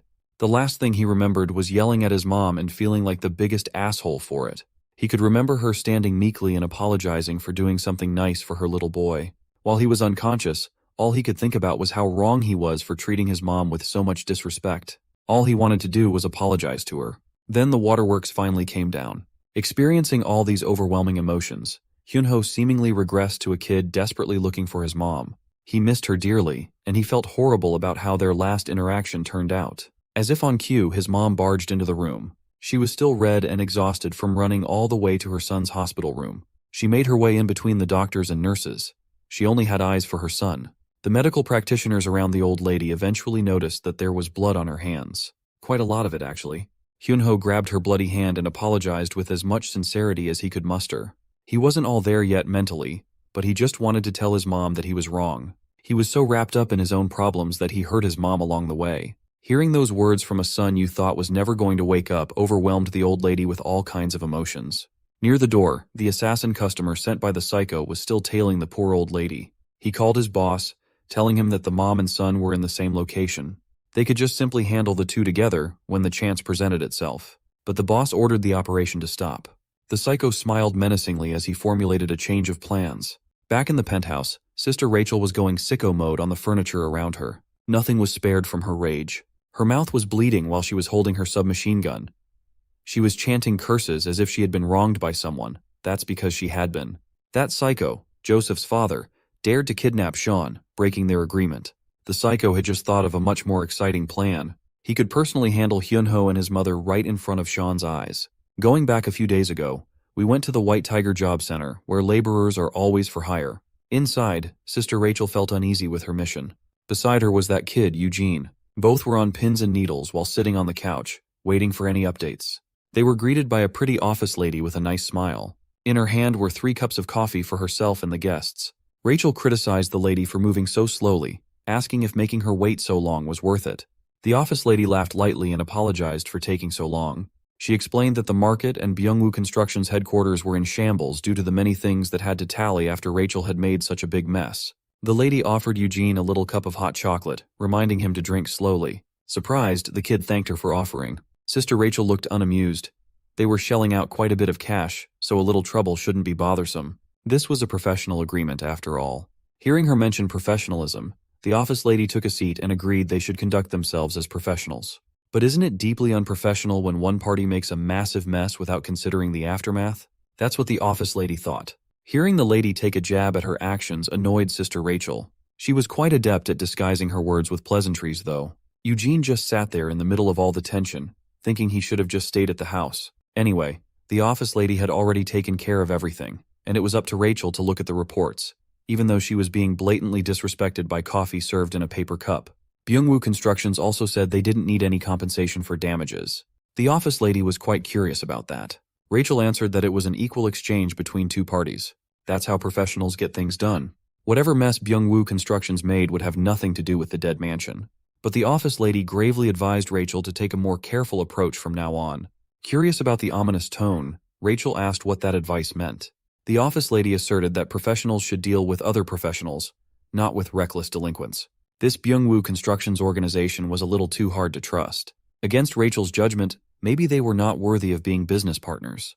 Back to the present, she was experiencing the fallout of not listening to the office lady's advice and distrust for the dubious Kwon Byung-woo. The chairs and tables of the penthouse suffered in the hands of the angry nun. When she brings out the guns, you know it's serious. It turned out that the psycho had Sean kidnapped and boarded in a moving truck.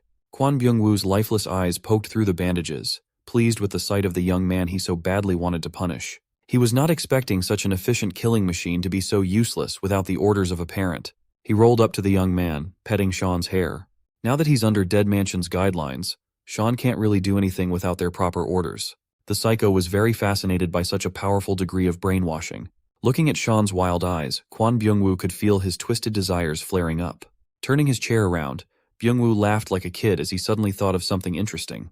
He imagined getting into contact with the organization and purchasing Sean to be his property. From then on, he could just order Sean to kill the old woman from the snack shop. That would be a twisted scenario that only an unhinged mind could think of. Laughing like a maniac, the psycho was quite pleased with how interesting that idea would be to see. He toned down the teasing a little bit. He urged the young man to chill out a little, as they hadn't even gotten started yet. Soon enough, he would tear that old woman and her injured son into pieces right in front of Sean's helpless eyes. Because of the state-of-the-art brainwashing programming he went through, the young man wouldn't be able to do anything but watch as it unfolds. He can't do anything without orders after all. All he had to do was sit still, gagged and bound while watching the show. Shortly after that, it would be his turn to experience the pain himself. Kwon Byung-woo had already told Sean that he would kill everyone involved in this case. You could say that he's a man of his word. Back in the hospital, threats had been removed, and the doctors and nurses made sure that Hyunho was stable. His mom was lovingly peeling an apple at his bedside. She really was a goated mom when it came to caring for her child. With only the two of them in the room, Hyunho asked his mom about the cut on her finger. He wondered if she had accidentally sliced herself. She immediately waved it off, not wanting to worry her son. She told him it was just a little nick and nothing too serious, but Hyunho was done with being a shitty son. He knew his mom would always downplay how bad things were. Forcing himself to get up, he wanted to ask around for some bandages. He told her that he should be trying to move around a little anyway. She had to stop him from trying to dash off, promising to get some bandages for her wound. Before exiting the room, she mentioned how stubborn Hyunho was. He must have gotten the trait from his father. Much to the old lady's surprise, the hallway outside the hospital room was unusually dark, devoid of any light at all. She managed to reach the front desk to ask if anyone was in, but there were no responses. Just as she was wondering where everyone went, a man wearing a suit snuck up from behind. Even with a broken arm, the man only needed one strike to render the old lady unconscious and collapsing on the floor. As soon as she hit the ground heavily, the man noted one down on his list of targets. Byung-woo's henchman looked at Sean while he ordered his lackeys to put the old lady in the car first. Mr. Henchman was fascinated by the fact that Sean, the young man who could easily dismantle a powerful organization with tons of security, couldn't do anything without being ordered to do so. Hyunho's hospital room door slid open with an impatient intensity. He thought his mom had come back after taking so long, but what he saw was an injured man riding in with his wheelchair. Kwon Byung-woo looked crazy, as always, as he apologized for taking so long to get in the room. He was excited to finally see what Hyunho looked like. He was looking forward to having a face-to-face with the young man his son almost killed. Unaware of who this guy was, Hyunho felt uneasy and scared. As more men wearing suits poured into the room, Byung-woo casually introduced himself as Joseph's father. He fixated on Hyunho's broken leg, noting how much damage Joseph had inflicted on the poor boy. Byung-woo found all the violence regrettable. He extended his hand to touch the young man's cast as he noted how much it must hurt. This was precisely why he tried teaching his unruly son that efficiency is key to everything.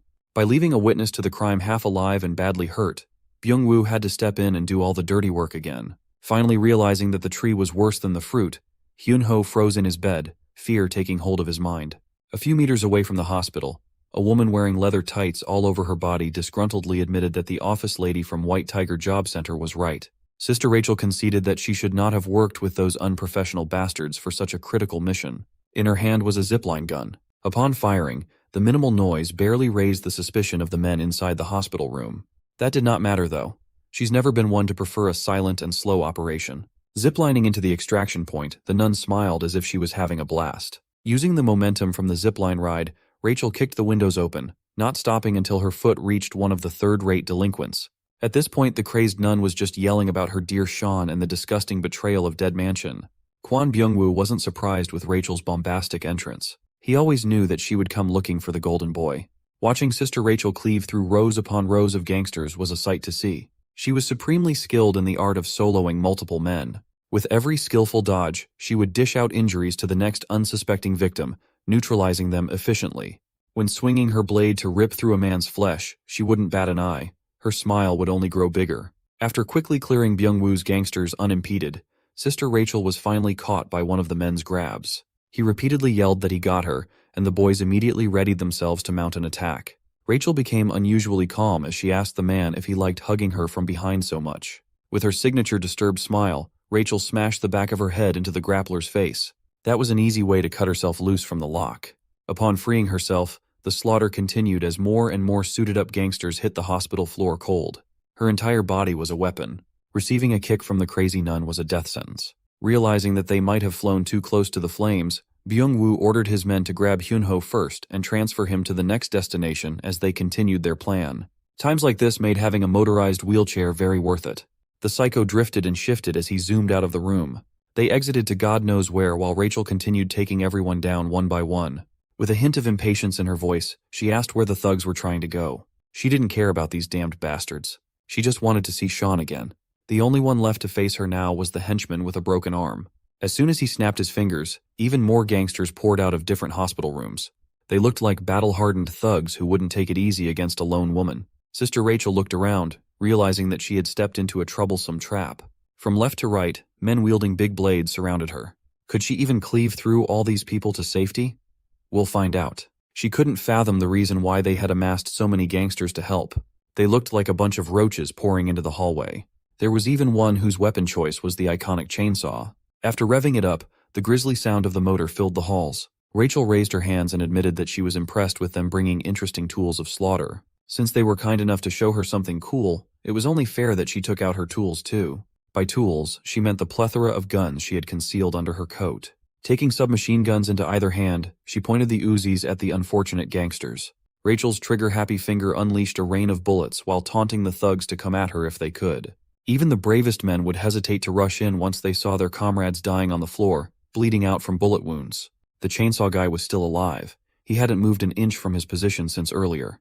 Rachel effectively controlled the situation by doing what she did best: chaos. Since it looked like she wanted to play with guns, the henchman would play along. He did so by bringing Sean out from where he was being stashed to watch. Hidden behind the other gangsters, the henchman fired a gun from his seemingly broken arm. It hit Sister Rachel on her thigh, causing quite a nasty bleed. She did not look hurt, though. If anything, she looked more pissed instead. The crafty henchman had actually used his fake broken arm to conceal a firearm inside the cast for a chance like this. Finally dropping the broken arm act, he assured Rachel that the next bullet would be aimed at her head. Hearing this threat, something inside Sean switched on. Forcing himself to remove his gag, he asked the henchman if he had just threatened to kill Rachel. Before realizing what was going on, a blur was already heading for Byung-woo's right-hand man. Sean had effectively neutralized the two strong men, keeping him captive in one fell swoop, and finally launched a nasty straight into the right-hand man's face, knocking his glasses away. This wasn't supposed to happen. Sean was supposed to be a useless hostage if no new orders were issued. What they did not take into account was the fact that he currently belonged to Dead Mansion itself. The henchman had just threatened to kill a trainer of Dead Mansion, and it invoked one of the three principles. According to the third principle, Sean could now classify every thug in this hallway as a threat to the organization itself. With nothing but rage in his fists, he swore to break through the current situation and fulfill his duty. The thugs were now looking at Dead Mansion's deadliest weapon, codename Sean. Sean marched forward, acting according to the third principle and classifying the thugs as a threat to the Dead Mansion. Now he had the justification to break through. His captor foolishly tried to wrestle Sean back, attempting to stop him from slipping away like a little rat. But despite their size difference, the grapple was deflected. Sean countered with a nasty straight to the face, knocking a few teeth loose. It was so bad that the poor thug developed a speech defect. Sean added salt to the wound by calling the bleeding thug a baby for crying over teeth and smashed another fist for good measure. The final piece of the combo was a jackhammer to the head, flattening the fool's skull structure. While raining bullets on the thugs that tried to approach, Rachel was analyzing Sean. Without a parent, she wasn't sure why Sean was fighting back. She somehow deluded herself into thinking that Sean was taking action solely for her sake, out of concern. Meanwhile, our boy was just handing out critical punches left and right. When one thug tried to come at him while swinging a metal pipe, he managed to dodge in the nick of time. There were just too many thugs to mow through. so Sean needed to get a decent weapon to go sicko mode. Seeing a potential equip, he rolled over the hospital counter. Thinking he was cornered with nowhere to go, a bald thug vaulted over the counter too. But as soon as he arrogantly poked his head through, it was met with the sharpness of a syringe. Sean stabbed poor Baldy in the freaking eyes. That was just the start though. Sean took the array of injections from the counter and told his patients to be patient. He asserted that what was to come would be painful. Jumping over the thugs, he unleashed a rain of injections with perfect accuracy. He called it vaccination time. As the gangsters hurried to get the needles out of their bodies, Sean pushed the tempo even more. He started by grabbing another bastard's face and smashing it headfirst into the ground. The display of strength and brutality stunned the rest of the gangsters for a moment, prompting them to draw their weapons. That was until one brave thug yelled at everyone to get out of the way while he revved a chainsaw. Buzzcut came in with the intention of splitting the kid in two, wearing a freaky smile on his face. Sean immediately booked it out of there, acting as if he was flustered by the horror movie weapon. He was aiming for a sharp corner turn that could hide him out of sight for a second. When Buzzcut turned the same corner, he was met with a hurtling stretcher sweeping him off his feet. This little trick almost got Sean's head split in two, but the length of the electric chainsaw didn't reach. Buzzcut was dazed by his sudden position. Sean tying him up tightly to the stretcher did not help either. Sean asked Buzzcut how he was planning to use the chainsaw while pushing the stretcher. Their destination was the pile of gangsters loitering in the halls of the hospital. Looking like a madman enjoying his makeshift torture weapon, Sean pushed the stretcher with full force. The next minute was full of gruesome screams and sounds of flesh getting torn apart. By the end of it, Buzzcut was practically unresponsive. He had passed out midway through cutting a battalion of his friends with a chainsaw. Sean could not believe that his pochita broke so easily. He playfully urged Buzzcut to stay awake, as he still had a lot of questions. Chief among them was the location of Hyunho's mom. He would gladly stab a man through the cheeks to get answers. Rachel came up to him, impressed that he finished one side of the hall so quickly. Those who did not die from the barreling chainsaw ran away, so it was not as fun. Sean floated the idea of chasing after the gangsters for the sake of Hyunho's mom. Rachel was heavily opposed to that idea. She did not come here to rescue some old woman. She came because these amateur bastards tried to kidnap Sean, a property of the dead mansion. Sean himself fought like a good child and used his powers to protect her. With Sean freed and the enemies scattered, it would be logical for them to wrap up and head back to the mansion. Sean changed his tone, kneeled on one knee, and proclaimed that he did what he did not for the mansion, but for Rachel. He really hammered down that he was acting for the sake of the freaky nun. Slowly and gently wrapping a bandage around Rachel's wounds, he kept on pretending like the flawless, loyal product. With this idea, he urged Rachel to help kill and annihilate the threat that dared to wound her. With this, they could show the world what happens if they dare touch a dead mansion instructor. The unhinged sleeper agent Riz was super effective. Rachel would practically do whatever he asked right then and there. Inside, Sean was just hoping that this little performance of his would work. Rachel primed his Uzi, and Sean prepared his fist to tear some gangsters apart. Far from the hospital, Hyunho's mom opened her eyes to a horrific sight. In front of her was Byung-woo's patched-up, mummified face staring into her soul. But the maniac surprisingly acted civil and apologized for freaking her out. She naturally freaked out, and he sighed as he explained that he had to take drastic measures to explain what was really happening. Seeing the school desks and chairs, it finally clicked in her mind that they were in a classroom. It wasn't just any classroom. It was the classroom of both their kids. She was actually sitting at her son's desk. Looking down, she could not believe such cruelty. On her son's desk were hateful messages scribbled all over the surface, targeting Hyunho. Byung-woo acted as if he was appalled by the cruelty of kids, as if his son was not the main culprit. He even milked the crippled and wounded father act as much as he could. Byung-woo peeled all his bandages and formally introduced himself as Joseph's dad. He deliberately showed his freshly wounded face to blame it on that damned kid. By that, he obviously meant Park Cheon. Staring into the windows while looking defeated, he insisted that his child was also a victim of Park Cheon. He confessed that Cheon put him and his son in their current dire conditions, as if they did not start the beef first. Byung-woo continued telling Hyunho's mom that Cheon was the perpetrator of all the bullying incidents and framed his son, Joseph. Thanks to those photoshopped pictures that she saw in the principal's office, Byung-woo's story seemed more and more credible. Putting on an Oscar-worthy performance, the shrewd villain cried out for not paying better attention to his kid. Seeing him in distress while falling off his wheelchair, Hyunho's mom tried to help. While lying on the floor, he vowed to get his revenge as repentance for not being able to protect his son.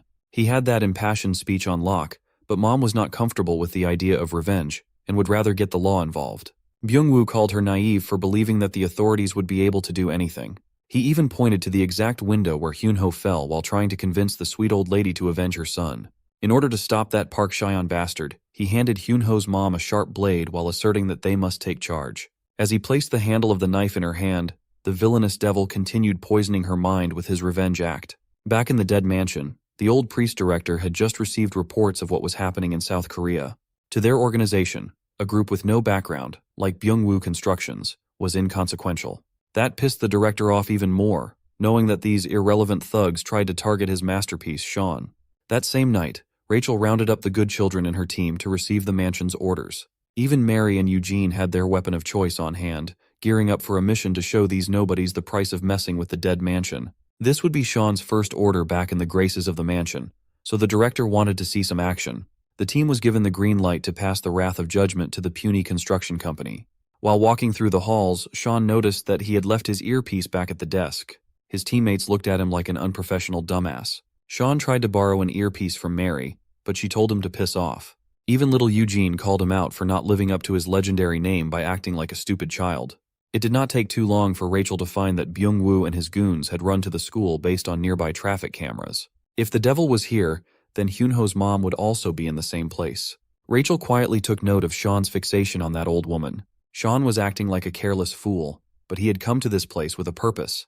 Rachel had to remind him that they came here to eliminate the enemy and nothing else, not for something useless. He assured her that he knew what he signed up for, but something was brewing inside the young man. If all he had to do was destroy everything in sight, it should not be too hard, right? Unbeknownst to the team, they were being tracked and filmed as soon as they sneaked into the school premises. In the control room was an armed Giga Chad watching their every move. He knew that he was tracking Dead Mansion people and what that meant, but he didn't mind. All he cared about was the increase in difficulty that would require extra payment in his pocket. Giga Chad's partner in crime had also heard of the mansion's child killers, but that's actually an oversimplification. Dead Mansion people are just mercenaries like them. They are just a bit younger and a lot more valuable. Byungwoo wheeled his wheelchair to the control room and promised the two mercenaries however much they wanted, as long as they could get rid of the Dead Mansion people as promised. There were supposed to be 3 mercenaries, but Giga Chad's big brother was running late. Still, he was confident that this could just be a 2-man job.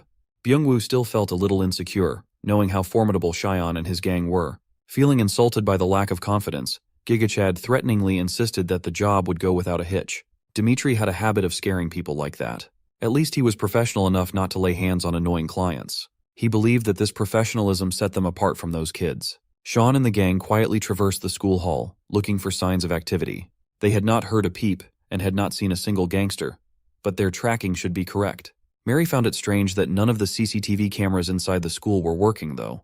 Eugene suggested that they split up and search to cover more ground, and they should be able to handle amateurs by themselves. Rachel liked the idea, and they split up. Mary took the security room as her side so she could work on bringing the cameras back online. Rachel reminded everyone to stay in contact with their earpieces in case a problem arose. The 3 quietly laughed at Sean for forgetting his earpiece like an amateur. Since it could not be helped, Sean was stuck following Rachel instead. Eugene chose to search in the new building. With the kids gone, Rachel and Sean were left in the hall. Being alone with the target of her weird homicidal obsession painted a twisted smile on Rachel's face. Sean started poorly, acting like a tough guy, and Rachel finally dropped the BS to ask him directly if he was still thinking of the old lady and that bullied son of hers. She wanted to know why Sean was going so far for these strangers. This misplaced obsession had no place in the mission and should be dropped. Rachel threatened that clinging to these civilians would only bring more danger their way. Before Sean, they were just regular people. In a couple of days, they had become a target for a prestigious secret association and had been kidnapped by third-rate gangsters. There was only one common denominator among all these incidents, and it was easy to see what it was. Those people would have led a normal life if Sean had not appeared.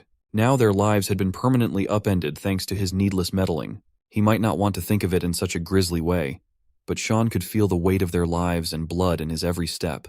Rachel really knew how to push Sean's buttons and make him believe that everything was his fault. She knew how his mind worked, so she also knew how to break it with just a few words. In a highly vulnerable state, Rachel reinforced the idea that the only place Sean belonged to was the Dead Mansion.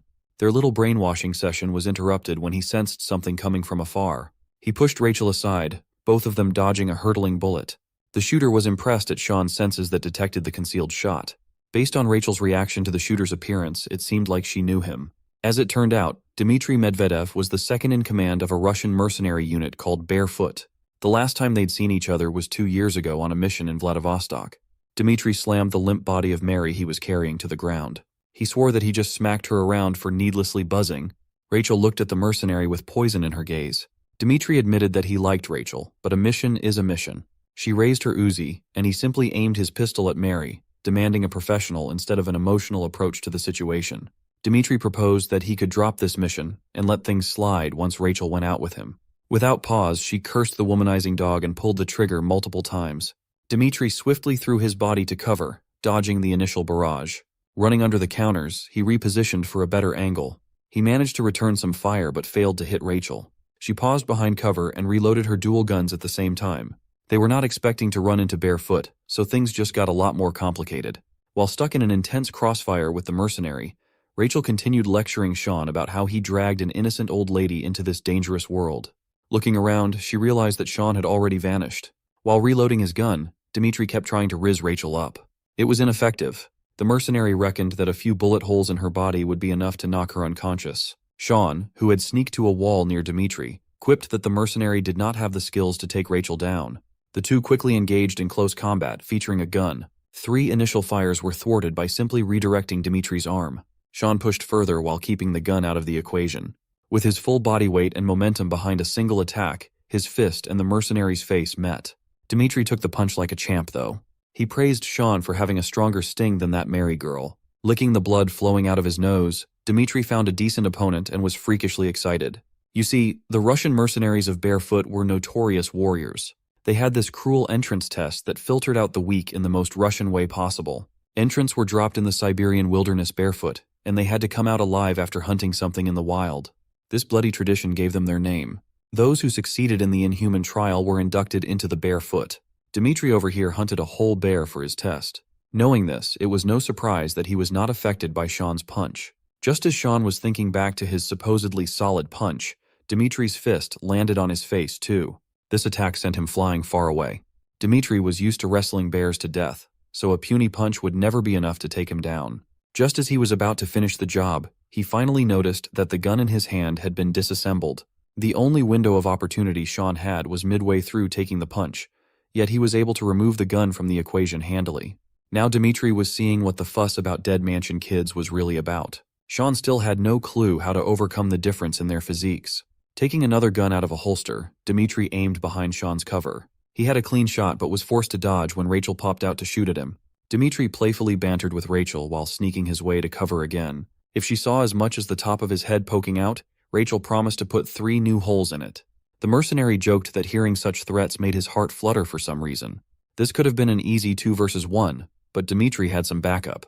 Rachel almost got clipped by Byung-woo's gangsters, now with proper protective gear and firepower. The annoying bunch was back, and she was forced to get under cover too. Mary had also regained consciousness and was struggling to speak clearly due to her injuries. She finally managed to blurt out that there was another mercenary roaming the school. It was brief, but she managed to see the other guy through the cameras. The blue-haired punk mercenary found himself in the new school building. In there, he invited little Eugene to play a little game. Sensing danger, the kid immediately prepared to take action if needed. Blue Hair continued acting as though he was a friendly guy with a bright smile while unzipping his huge bag. Dmitri was not proud of relying on extra muscle. He would rather take the targets out by himself. Sean had recovered enough to stand upright and tell Rachel to go to Eugene, as the kid would surely be in danger against another mercenary. As for the giant bear slayer, Sean wanted to go toe-to-toe in a 1 versus 1. He wanted to return all the hits that he had taken so far. Rachel tried to talk Sean out of such a reckless idea, but the gangsters waving their guns outside made it impossible to intervene. Thankfully, the idiots were not used to firing guns, so their aim was dog water. Annoyed, Rachel returned fire and wasted every dumbass thug along the way. Those hit either died or suffered serious damage, while those who remained uninjured were too scared to fire back. Sean was dead set on taking on Dmitri solo. He was determined to prove that his legendary title was not just for show. Rachel finally conceded and carried the injured Mary out of the hall. She ran while picking off pursuers as if she were playing zombie mode. Dmitri did not like that at all. He was really into Rachel. Sean punished that little slip of attention by landing a hook to the face. Dmitri tanked the shot and primed his own fist for a counter. It was a monstrous straight that felt like it could blast a hole through a person. Thankfully, Sean reacted fast enough to dodge. Dmitri does not like being interrupted, especially when he is trying to rizz up a baddie like Sister Rachel. Sean was having a difficult time dealing with the heavy bear-killing punches. The best he could do was parry. But Dmitri was a seasoned fighter. He knew how to deal with poor defenses. He could always just use the difference in sheer force to tip the scales in his favor. Sean was able to put his guard up for the last attack, but the punch mysteriously made his arm bleed with a massive wound. The mercenary used the gun he took apart earlier and jammed the hunk of metal into his flesh. Sean insulted the big man for still using petty tricks, given his size. But all is fair in a fight to the death. He preferred the term strategy. Sean asserted that the use of such petty tricks was the exact reason Rachel would never play with Dimitri. At first, the big man was insulted, but then he was impressed by Sean's effective taunting. Still, you could see that being called out was irritating the mercenary. Sean just happened to find a sore spot in Dimitri's nerves. He really liked Rachel. He liked her enough to abandon all tricks and run up to Sean like a giant freight train, ready to tear the kid to pieces. As usual, Sean kept his eyes open and parried the first strike. And just like before, he was sent flying out of balance as the impact was too much. This time, he left 2 pens stabbed in Dimitri's arm. They were lodged deep in there, and the bleeding was quite serious. Still, this was child's play for the veteran mercenary. It only pissed him off even more. With anger came an increase in speed that Sean struggled with. While the big man chased him with fists balled up, Sean threw his jacket out to cover Dimitri's line of sight. When the big man waved the jacket away, Sean was nowhere to be found nearby. He noticed that a supposedly closed door was ajar and locked in. Dimitri licked his lips like a predator hunting his prey. Sean hid in the random office he found while lamenting his decision to take on a Russian monster on his own. He asked himself why such a beast would come to such an inconspicuous place, but he already knew the answer to that. It was because of him. Everything that had happened was because of him. Vile elements just kept flowing into this place due to his presence. Maybe he really was responsible for the ruin of normal people's normal lives. Maybe Rachel's brainwashing technique was way too much to shake off. Nevertheless, this helpless and powerless situation made Sean angry. It was not the loud kind of anger, but the more terrifyingly calm type of anger. Dimitri kicked the door open, eager to finally end this game. Sean ignored the boisterous big man as he stood up and accepted that Rachel was somewhat right. If he had not come here, there wouldn't be an elite mercenary wreaking havoc on a high school campus. Hyuno's family would have been fine too. Sean accepted that he contributed to the reason for things turning out like this, but that only fueled his desire to end this chaos with his hands too. He could not just sit, hide, and cry because it hurt. Dimitri sensed the change in the young man's aura and immediately stopped messing around. Knowing that he must end it quickly, Dimitri lunged with his combat knife. Sean calmly dodged without an ounce of wasted movement, and responded in kind by breaking Dimitri's arm, literally reversing the big guy's elbow. He did not even see the hands that broke his arm with how fast it happened. With the threat of the knife neutralized, Sean used Dimitri's leg as a jumping pad. Sean scaled the giant and eventually planted his knee deep into the mercenary's nose. For once, he could be the one to call the big guy a twerp. The hit was solid and clean, but Dimitri was one tough nut to crack. He finally acknowledged Sean's name, showing respect to a formidable opponent. His nose bled, and he got another freaky taste while looking at the locked-in version of Sean. Let's rewind time to 2 years ago in the infamous Vladivostok mission, where Dimitri was commissioned to stand by outside a stronghold. Sure, he got a good rate for the mission, but he was just a glorified designated driver. It irked him even more that he was picking up little brats in the middle of the night. Hearing his complaints, Rachel corrected him for labeling the kids as brats. She preferred to call her little angels the good kids of Dead Mansion. They were perfect products. Dimitri was a lot more inexperienced and rough back then. Ignoring the driver, Rachel ordered the kids under her care to get in the vehicle one by one before the explosion. Just as young Dimitri was about to ask what this explosion business was all about, the grand stronghold behind him burst into flames. As he looked at the burning stronghold, Rachel urged him to get his ass on the driver's seat quickly. He followed suit and asked if Rachel caused the explosion. She simply answered that it was a product of the kids' hard work. She turned to the children and asked if the trip was educational. They single-mindedly confirmed. Then came the criticisms. David missed a lot of shots, most likely due to an issue with the gun. Rachel urged him to maintain his weapon in top condition. Amy's acting needed some work as she tended to mumble her words when the stakes were high. Tom was supposed to be the covert guy, but his footsteps were audible while sneaking in. As for Eddie, Rachel simply ordered him to throw the candies he took from the meeting room, as professionals should not leave any tracks that could be traced back. Hearing all these ridiculous criticisms, Dimitri laughed at how absurd it sounded. Just as he was about to light a quick cigarette, Rachel's eyes narrowed and stopped him. Breaking the cigarette, she insisted that secondhand smoke would be bad for the kids. Rachel was quite disappointed that this little brother of Barefoot's leader, Bare Knuckle, did not seem very knowledgeable about the industry. Just as he was about to protest being insulted, Dimitri was stunned at the sight of the psycho wearing a skin-tight latex nun costume while tying her hair up. From that point forward, Dimitri had been smitten by Rachel's psychotic charm. Being young and inexperienced, he tried to hide it at the time, even though his face was blushing like a ripe tomato. Changing the subject, he asked where she got her scar. Dimitri even jokingly asked if one of the kids in the back gave it to her. Running her hand through the mark, she insisted that she got the scar while training Sean, the legend of the dead mansion, Sean. Even back then, Rachel had non-stop praise for the organization's masterpiece. At a young age, Sean was branded as a genius in their field, the perfect product. At that time, they were still clueless as to where Sean ended up. In fact, they were so desperate to find him that they would gladly get any information related to the kid. One of Sean's identifying marks was the word 1 tattooed on his back. Back to the present day, seeing a glimpse of Sean's tattoo reminded the big guy of his conversation with Rachel 2 years ago. While popping his joints back into their sockets, Dimitri gave his praise to Sean's skills. As soon as the bones were back in their right places, he ripped his shirt open to have a man-to-man duel with a formidable foe. Dmitry Medvedev, also known as Grizzly, Barefoot's second in command, was ready for a real showdown. He lunged in with a knife in hand, and Sean ducked to get out of the way. The forced movement got him trapped in the big man's grip. While firmly held by the back of his neck, Sean was forced to eat a knee strike to the stomach. He gritted his teeth through the pain and did not budge. Sean bashed his head against the big man's chin, stunning Dmitry for a second. He had enough time to reset and get out of melee range. Unfortunately, the knee strike fractured a few of his ribs and caused quite a bit of injury. Assured that he was holding the upper hand, Dmitry pushed harder. A quick slash went wide, missing Sean's throat by a hair's breadth. He had hit this giant bastard in the chin at least 3 times now, but it did not even daze Dmitry one bit. His intensity and the quality of his attacks were not dropping at all. Finally, Sean was pushed with his back against the wall. Even that wall was not safe against Dmitry's freakish strength and knife skills. Still, going this long without landing a killing blow was making him a little impatient. Dmitry wanted that intense and murderous Sean from earlier to come back and face him like a man. His next stab was met with a metallic sound and a question. Did Dmitry ever receive a reward when he was young? Holding some random school plaque to defend his chest against the blade, Sean admitted that he had never been rewarded in his whole life. Pushing the hand holding the knife away, Sean kicked the big guy in the stomach with as much lower body power as he could muster. The pain made Dmitry buckle and recoil, still confused by Sean's words. Using the school plaque award, Sean made the big guy bleed from his neck with a furious stab. The force behind that steel frame must have crushed the giant's windpipe. Sean urged Dmitry to consider the plaque award as a souvenir for his trip to Korea. With another push, he drove the plaque even deeper into the mercenary's chest. This next drive nearly knocked the big guy out of the pain.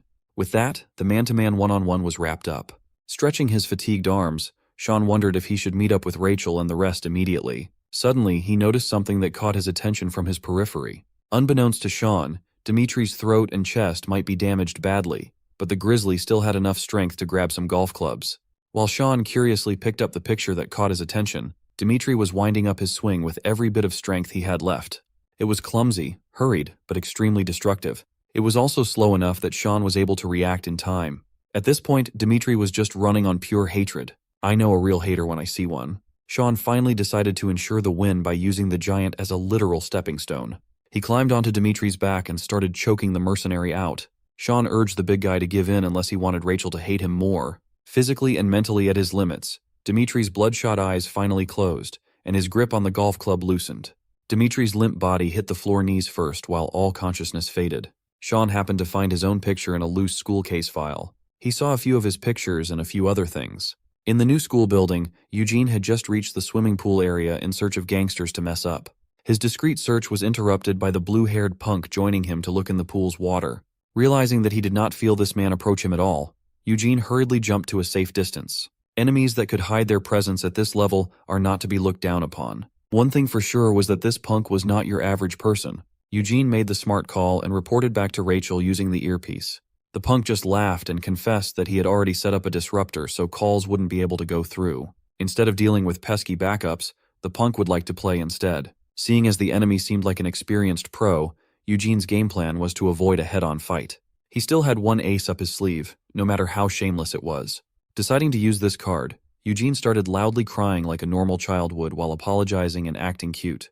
The punk's smile deepened while he listened to Eugene's crying and stuttering act. He asked why the kid was crying, and Eugene answered that he just wanted to go home, feeling that the punk was starting to drop his guard. But it was a massive miscalculation on Eugene's side as the punk swung his metal bat without reservation. The bat made the metallic sound of impact and sent the kid flying to the infield. Eugene tried his best to tuck his body as safely as possible to minimize damage. The arm he used to block the bat was practically useless now. He never expected the punk to attack a harmless crying kid without hesitation like that. Yuri Smirnov, Barefoot's newbie, also known as Gopnik, was a sick, twisted bastard who liked hitting the defenseless. Hearing the cries of his victims every time he hit really got this perv going. You see, Gopnik means bully in Russian. Eugene had always been a good child of the dead mansion. In his training, he learned to use his tears as a potent weapon. Using the tools at his disposal, he could complete any mission regardless of the situation. In one assignment, he had to approach a pair of guards while pretending to be in distress. The guards immediately contacted the main gate to complain about a kid getting in. Try as they might to communicate, the guys from the main gate were unresponsive and bloody. Their blood had pooled around their bodies, killed with clean slashes. While one of the guards was trying to connect to the main gate, the other was trying to pacify the crying Eugene. The little guy timidly explained that he came with his dad and got separated in the bathroom. While one of the guards checked the list for this missing parent, the other was focused on comforting the child. Children are weak, and they need the protection of adults. A child's tears could invoke protective instincts, and it was Eugene's go-to move to lower an enemy's defenses. The vigilant guard was pretty sure that none of the guests brought a kid. But when he found out, his partner was already leaning unnaturally on the ground with the kid gone. When he saw blood pouring out and pooling on the tiles, he realized that they were being played. He tried to stop his friend's bleeding while panicking. The vigilant guard surveyed the area, but Eugene was one step ahead. He was ready to pounce with his knife from the flank. Just like that, one little kid managed to clear 2 levels of security easily. Eugene immediately reported the success of the order, but his hands were stained with the blood of grown men.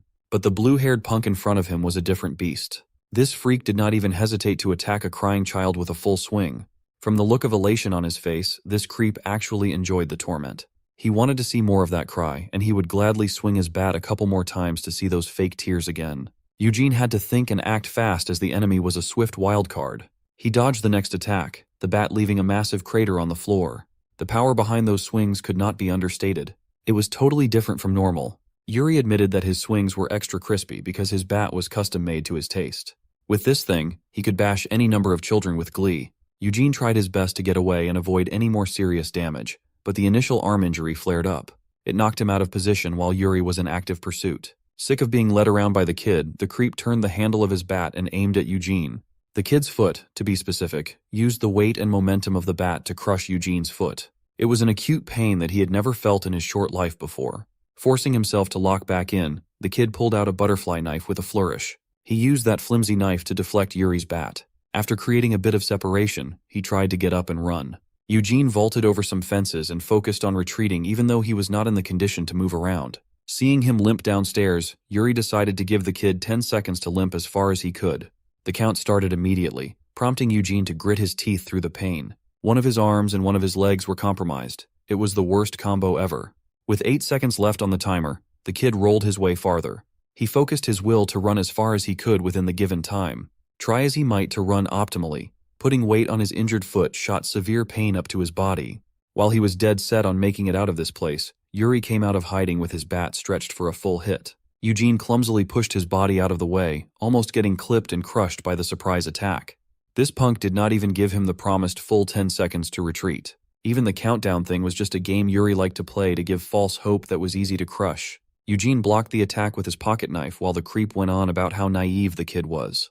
The impact eventually sent Eugene hurtling toward the swimming pool. He landed and sank to the deep end while Yuri celebrated as if he had just hit a home run. The kid's arm was too weak and in too much pain to swim back up. He wondered if he really was just a useless kid. With the negative thought rearing its ugly head, he remembered Sean making fun of him for his constant habit of self-pity earlier in the day. Eugene swore that he was not as dramatic as Sean was making it out to be. The girls had to break their fight apart as they had the annihilation mission lined up. Within hours before heading to the school, Sean promised to never make fun of Eugene again. But the kid surprisingly asked him if he was planning to save Hyunho's mom. Eugene asserted that the old woman had given up her parental rights, severing her connection with Sean. For the kid, exerting effort for someone who was not even family was weird. Eugene could still remember what that woman told him when he started questioning his upbringing. Seeing the child conflicted, Sean asked if the little guy also saw Hyunho's mom as family. Eugene had never had his hair ruffled lovingly before. But growing up to be an illegal multi-tool for the elite without receiving any love tends to mess kids up. Eugene just accepted that the old lady's definition of family was different from his. Sean's advice was for Eugene to ask the old lady what she meant the next time they saw each other. He even brought up the fact that Hyunho's mom also wanted to see Eugene over her home again. Quietly, the two good kids fostered this unlikely commonality between them. But as of now, Eugene was slowly sinking to the pool's floor while his strength was slowly sapped away. Yuri watched him sink, worried that the fun would be over so soon. Eugene finally broke through the water to inhale copious amounts of air hungrily. He flailed and cried while screaming that he did not know how to swim. Yuri held his stomach in laughter. He was just having too much fun tormenting the kid. This Gopnik extended his metal bat to give Eugene something to hold on to for safety. Eugene was a child who invoked protective instincts. Yuri, a trashy bastard who did not care about life, was a nightmare matchup. Finally, Eugene was able to reach the tip of the bat to hold on to. Just as he was about to reach safety, Yuri raised the bat playfully. With a simple whoop, he insisted that the bat slipped, and Eugene would have to just sink into the water and die. Yuri would have really saved the kid if he just held onto the bat a bit longer. At least the creep had his fun. As soon as he turned around to head elsewhere, a little hand broke through the pool's surface to pull him off balance. The first grasp did not have enough juice to do anything meaningful, but it held Yuri in place. Using the force of his whole body, Eugene flipped his grasp into the water. It was quite a struggle, but this was the only realistic way he could think of to deal with the enemy.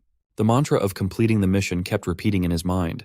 Finally, he was able to pull Yuri, the bully, into the deep end of the pool. The kid had always been confident with his acting skills.